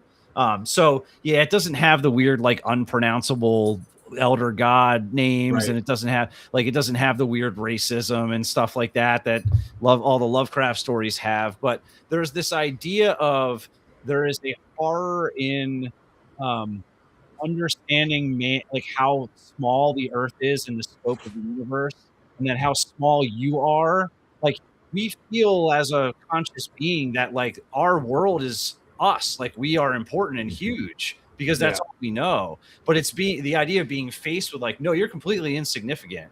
Like they're like, whether it's intelligent or not, like a giant comet could come tomorrow and we'd all be dead. And like, nobody would ever know any of this ever happened. And like really wrapping your brain around that, like, well, why am I getting up and going to work? Like, what even is money? Like, what is going on? Like, it's just like there's a horror there that before him, kind of nobody expressed the same. I mean, other people kind of did, like the King in Yellow and You're right, Black God's Kiss. Like, there's some other ones, but he's kind of the one that sort of broke that out. So I agree with you. Actually, reading his stuff is like pain. It's not enjoyable. It's not. But there's something to. Yeah, there's a concept there. I think that like when it's utilized the right way is unique. It's a unique and different kind of horror, which I like. So yeah, I don't disagree with you. Like I definitely don't sit down every like once a week. Like I'm gonna read my favorite Lovecraft book. They are a slog to read. You're totally right about that. Okay, cool. Edgelord says that Matt gets it about comic horror. Clearly a typo. Cosmic, comic horror. You were talking about being insignificant in the face of the universe. Related, but totally not related. I was at the VA a while ago, and I was talking to a nurse, and I was telling her about Alaska. And like I was, anytime I talk about Alaska, I get very enthusiastic about it. And she said, "So, what was it about Alaska that you like so much?" And my usual answer is everything, because honestly, except for the mosquitoes, I loved everything about Alaska. But after, I was sitting there thinking about it, and she came back, and I said, "I figured out what I like about Alaska." And she was like, "Oh, what?" I said, "It makes me feel small. Everything in Alaska will kill you if you step out of line." And I like that, and I was in the Army. I was much younger. I was full of myself. I have never shied from the fact that I still am very arrogant. I can take care of myself. So I always felt big. People don't scare me. They never have. The first day I stepped foot in Alaska and I saw the vastness of it, and I knew what was out there, the wolves, the bears, everything. This place makes me feel insignificant, and I really liked that feeling. I don't want to feel it 24/7, but stepping into something like that, I was like, my God, this is amazing. So it was really a different position for me. So the whole thing, feeling insignificant in the universe, I totally agree with you. What about Glorious? Have you guys see that one? I don't know if that's that's another like comedy horror. I don't think I've seen that type of thing. Glorious. It's I thought it was really great. I mean, I don't know. I'm a weirdo though, but it's sort of like Lovecraftian. This guy stops at a rest stop bathroom, like on a highway, like type of thing, and he goes in the bathroom, and basically there's J.K. Simmons voices a like this elder god. It's a glory hole, isn't it? That's in the I don't want to spoil it, but there's a I guess. But there is a glory hole with tentacles drawn around it, in which Are J.K. you sure this Simmons, is in the Lamentations module? J.K. Yeah, Simmons right. is talking to this guy. If yeah. it wasn't Yeah. before it, it's about to be. Yeah, And it's no, Gotta I write think that it's down. I don't know. It's not really horror, I guess, but it's like Lovecraftian. I thought they did Sure. a really good job, kind of with it. I don't know. It's just interesting. I didn't know if you guys had saw it or not, but it's I don't know. You told me about watch that a the while trailer. ago. Yeah, it's so and, weird. and I was like, what is wrong with you? Yeah, it's yeah. just so far out of my wheelhouse, And- man. Yeah. and he's like stopped in the thing. But yeah, I mean, it's like a joke. It's sort of like a funny thing. And like I said, it's J.K. Simmons' voice. Sure. He's great. This Yeah, other he's guy. great in But they everything. Yeah. there's a part in it where he tells the guy how to pronounce his name. And he like tells the guy to like hold his tongue and like say certain words and like all this. And it's like it's kind of like it's like a I mean, it's definitely like poking at Lovecraft and like his Sure. weird kind of names and all that. And then I don't know. I thought it was pretty good. It's an interesting take on the whole Lovecraft thing. But yeah, I mean, that's, I don't know, my opinion. Go check it out. It's, Yeah. yes, What was there's it a called? glory hole in it. Glorious? It's called Glorious. Glorious. Yeah. All right, I will check it out. That sounds. Yeah, check it out and let me know. Yeah, Let me know if you wasted 2 hours of your life. I'm a horror movie buff. I just saw a meme where it's like waste hundreds of hours of time looking for that one good one. And It's it's like, true. yeah, that's very true. If you want a list of good horror movies, do you know who David Beatty is? The guy that did Weird Frontiers? Mm-hmm. He is a huge horror fan. So if you go friend him on Facebook, he's got thousands of friends because of Weird Frontiers. But every Halloween, he makes a list of horror movies. And he gives really detailed reviews of them. So if you cool. connect with him, he can give you a boatload of great horror movies to watch. Huh. Yeah. There you go. Plug in Weird Frontiers. It's great. Play it. It is really good. I have it. Yeah. Speaking of like the feeling of insignificance and whatnot, kind of go back to the horror gaming, specifically sci-fi. When I was running my Alien RPG game, I didn't want to just make it all about the xenomorph, so I was actually blending a lot of ideas from Mothership. So they were encountering other things, but I had watched some video documentary on Netflix like a year prior, where it basically explained all the ways the cosmos could kill you, whether it's like a gamma burst that fries the planet or whatever, roving black holes and things like that. So I was actually incorporating a lot of, I created my own like encounter tables while they were space crawling, right? So they would they would be encountering things that were scary, but not at all monstrous, not at all alien. It was just, hey, sensors are going off. You're being woken up from cryosleep because an uncharted planetoid is heading straight for the ship. Get up and start working, and trying to save yourself. And I'm going to try to incorporate that more into Mothership as well, because I think space itself is scary. And I'm going to consider this a horror movie. Maybe it isn't. We can discuss this, but Sunshine, I think. Oh, it's hard. Yeah. That one is just, it's just mankind facing space and trying to they're on this impossible mission, and each one of them starts losing their mind. And it's just absolutely fantastic. And that's, to me, that's how I want to run a sci-fi horror game. It's yeah, there's going to be aliens, but this is the real thing you got to be worrying about, Yeah, I mean, Survive. the thing I love about Sunshine is the weird thing we all sort of know but don't think about at all, which is the sun, which is the reason why we're alive. If you look at it for 30 seconds, you'll burn your eyes out. And for certainly all the people on this call, you go hang out outside for too long, your skin's gonna burn off. So Sunshine, they're flying their little spaceship all the way directly to the sun. And think about placing yourself, the scope of you in the against the universe. The closer you get to it, it's imagine what that must look like when you're looking out the viewport or whatever. It's just wow, I can't. And it's just some of them go crazy from that.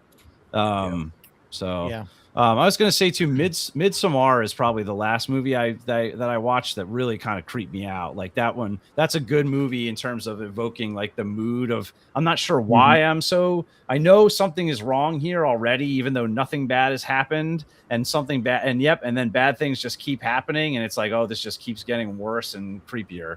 That's another one That's a that good I like. one. And then someone mentioned Ex Machina. That's a great movie. That's a really, really, really good movie too. Yeah. So, and Goat also mentioned Cabin in the Woods. I Yes. saw that in the theater. A friend of Good mine one. dragged me to it. I had no interest in seeing it. Man, what a great movie! really cool. It has one. It's hilarious, which I didn't Is that see the one coming. with the scientists and they're Yes, they're putting they've different, got this okay. Cthulhu Like the monster underground. underneath the cabin that they have They to got feed it. You have to feed Yeah. it teenagers every now and then or whatever, and and like whatever device they pick up triggers the monster to come out of his holding cell. Yeah, okay. I love it when the one scientist is like he's betting constantly on like the fish monster thing. He constantly and it never happens. At the end of the movie, the fish monster breaks out and attacks him. And he goes, "Oh man, I just that was hilarious to me." And Great movie. Yeah. and I love that the main girl, the lead, when I think it's Sigourney Weaver tells her the whole story, she's like, "Nah, piss off, I'm not doing that." And it's like she's not going to save everybody. Like shit's about to throw down now. It was such a cool ending. Great movie. Yeah, it's a good one. Knock at the Cabin. I don't know. I don't know. I didn't like it. That was the M. Night Shyamalan one. Yeah. Right. Yeah. It was okay. Yeah, I didn't like it. I don't want to spoil why, but I watched it and it wasn't very memorable. I can't remember the whole. Yeah, movie. it was the one where it's Rupert Grint and Dave Bautista. Yeah, and they knock on the thing and they're like, "Oh, yeah, I know what the movie is," and I watched it, but I can't tell you details. That's how memorable it was. It was. I didn't like it, and Yeah, then the it was all right. twist that they did was I mean, it's M. Night Shyamalan. You know that there's a twist. Yeah. But it just wasn't great. The one where about the kids staying at the grandparents' house, though, I thought was pretty good. I can't remember what it was called, The Stay, I think, or something like that. I haven't seen that. I didn't see that. I didn't see that one. Yeah, that kind of flew under the radar. It was actually pretty remarkably good, and it was creepy. The twist was a good twist, but if you're a horror fan, you might see it coming, kind of thing. But it's also got some humorous points too. I would recommend. I think it's called The Stay. I remember watching it in the movie theater with my now wife, and we were both kind of laughing, but also kind of like creeped out by it and stuff. But that was a good one. That was a good one. I like M. Night Shyamalan for the most part. His earlier stuff was better, and I liked his take on supers. I mean, I like some of his stuff, right? Like don't get me wrong, but like he's running out of or ran out of tricks here. Like, I agree. Like if you watch his movie, it's like you're like, okay, there's going to be a twist ending. It's going to flip everything upside down. Like, what's it going to be? And you can almost try and like figure it out. And okay, this is happening or whatever. And I mean, what he needed to do to keep that alive was, do 2 or 3 of your twist movies, and then when people start getting used to it, make a movie that doesn't have a twist. Make a straight movie, because that will catch people off guard because they're waiting for that twist. So then you do a couple more of those, and then you put another twist movie out there, and they catch it. So you just have to keep yanking them back every time.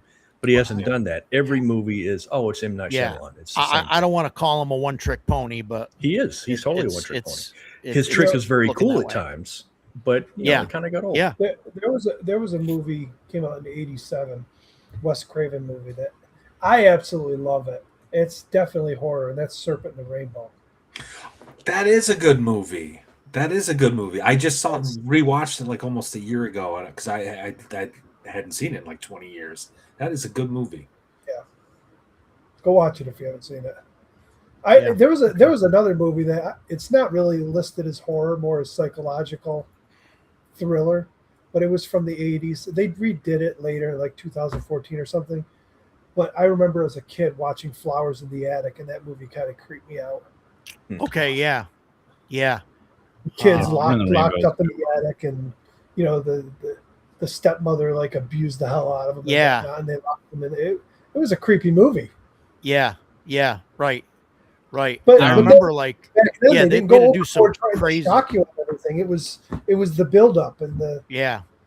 And like the way they were surviving and stuff up there, it was like some crazy stuff going on. Yeah. The movie was kind of uneven, but the Nosferatu that came out a couple years ago, if you guys saw that, Yep. the thing that really grabbed me about that I think does not come through in a lot of similar movies, because there's a lot of vampire movies with vampires and other things that are supposed to be able to, essentially cast charm person, right? But like watching that movie felt there were times in it where it felt like the narrator has clearly had charm person cast on him. Like he's seeing things that are not actually there, or he's losing time is passing and he's lost it. He doesn't know what's happened, where he's been, why these like that. There's something very creepy about the way that they portrayed that I think is something that I want to try to take away into if I ever run a monster like that in a game. There's something very creepy about that, where it's like you're mid conversation and then it cuts and now you're all in a different place. And it's like, whoa, what happened? Well, you got original sleep, or you had charm person cast on you or something, right? Like, yeah, and the original Dracula story is like that, and they really stuck to the original book in this version. It's one of the reasons Depp, whatever her name is not a good actress. Lily Rose Depp. Lily, no. yeah, I thought they could have picked a million other women to play her role and have done better. But the movie I thought was great because the book reads like that.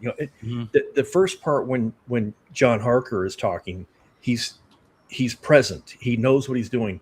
Once he gets to the castle, Dracula feeds on him. Then his wives feed on him repeatedly. So he's drained. He's incoherent. He doesn't really know what's going on. And then it cuts. He's in the castle, and you don't know what's going on with him. Next thing you know, you're in Reinfeld. Is that the scientist's name? And he has had charm person cast on him. Basically, he's preparing London for his lord's arrival.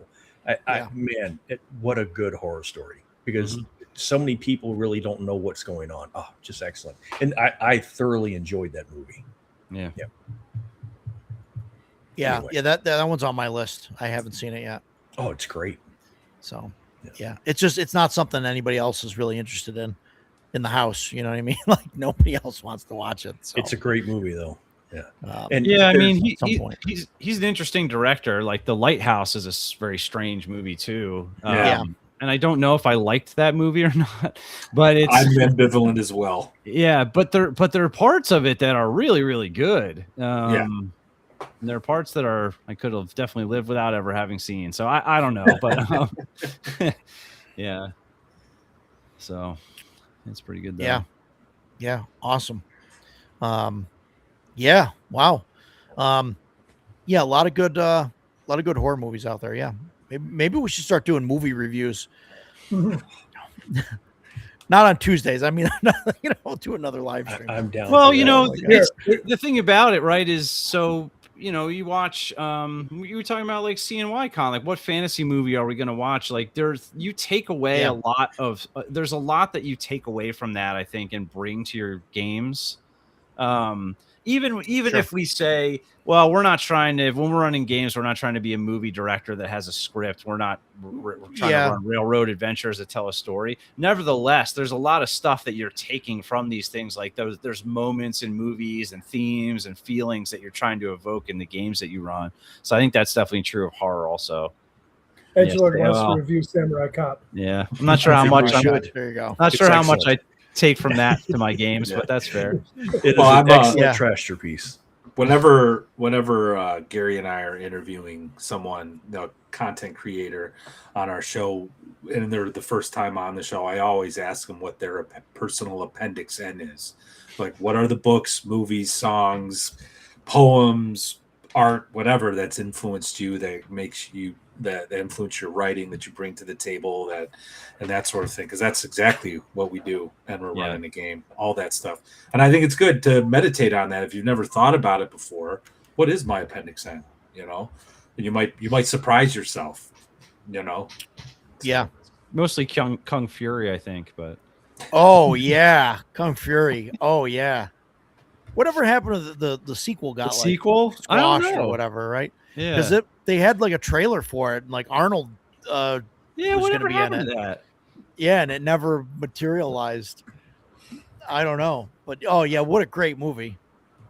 What a great movie! And then they did the music video there or whatever with Hasselhoff. Oh, Oh man!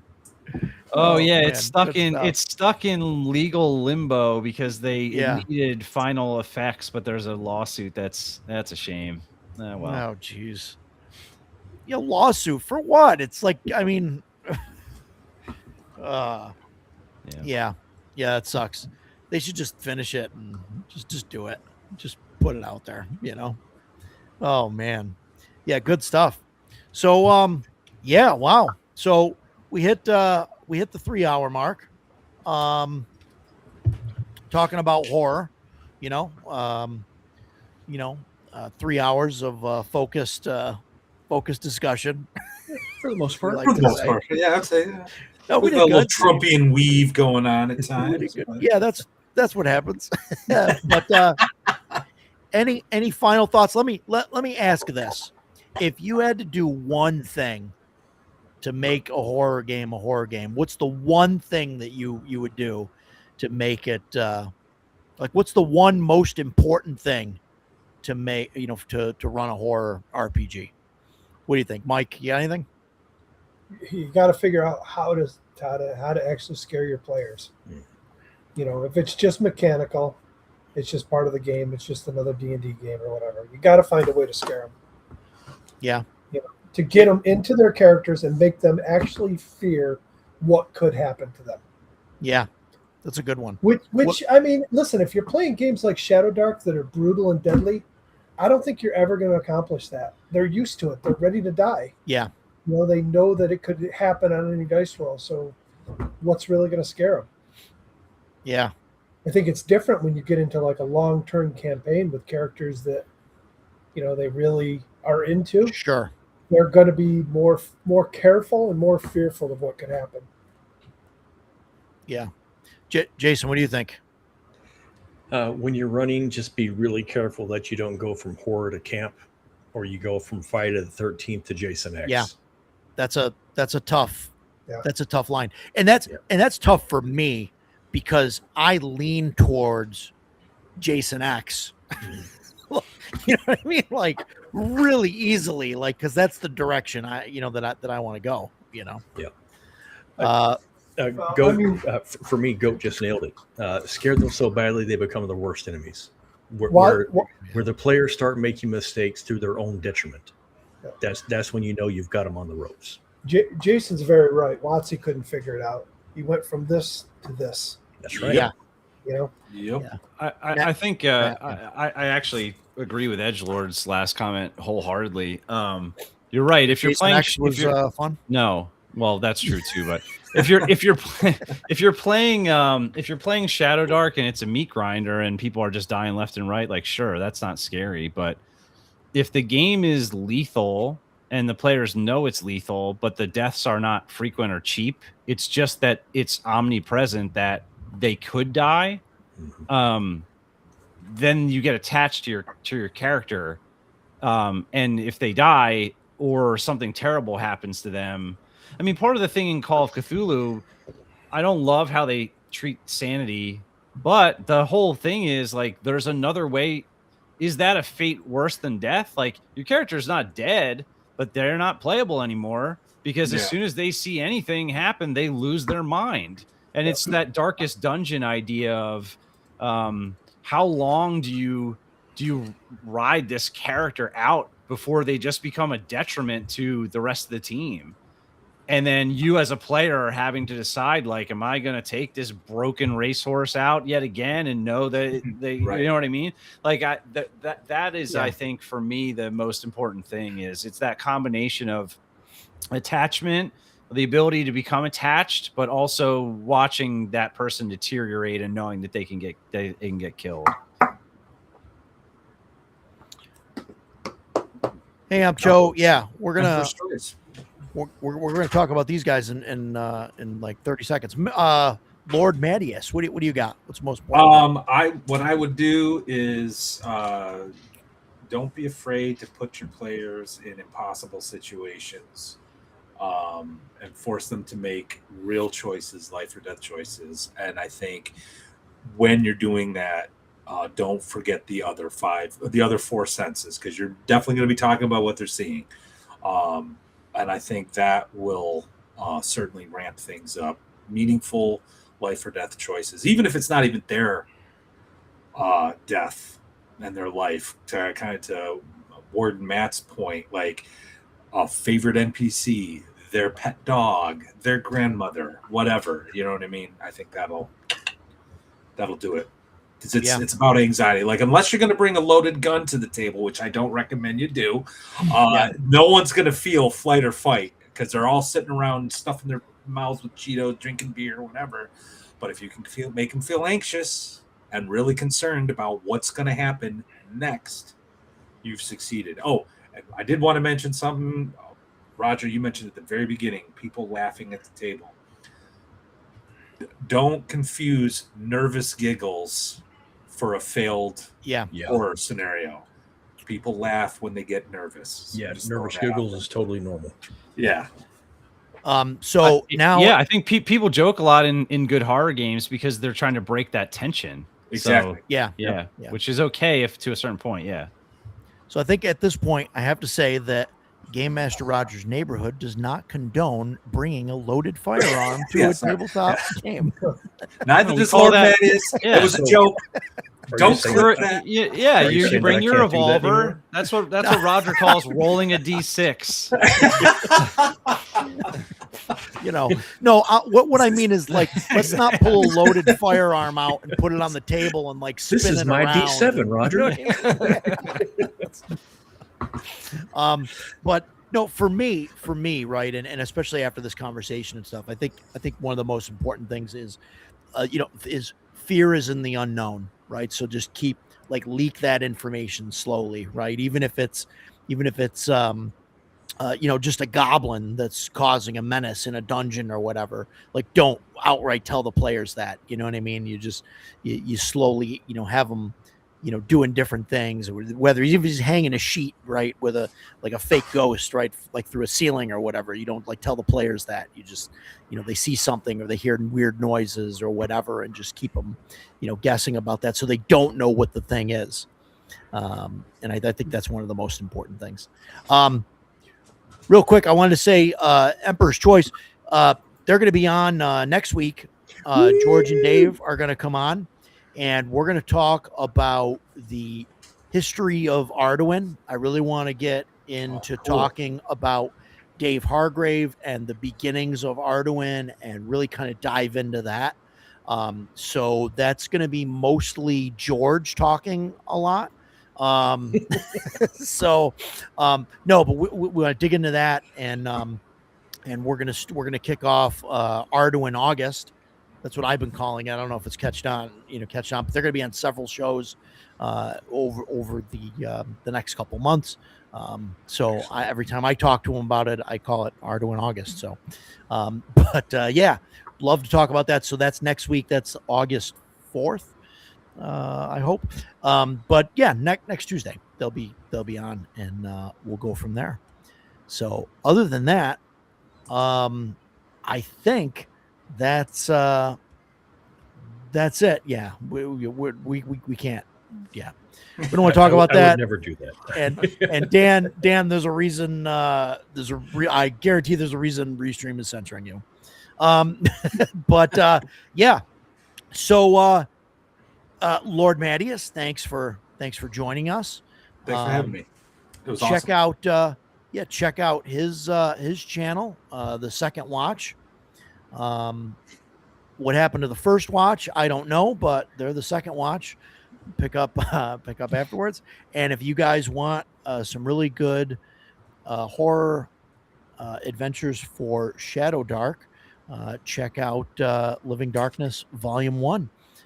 Link to the drive-through there. Yeah, some cool stuff in there. Even if you just steal the whole witch table there, I think that's a great thing to take out of the book. There's a lot of other good stuff in there, and not just that, but that's a neat addition. So yeah, thanks for coming on. Go buy his stuff. Go subscribe to his channel and all of that.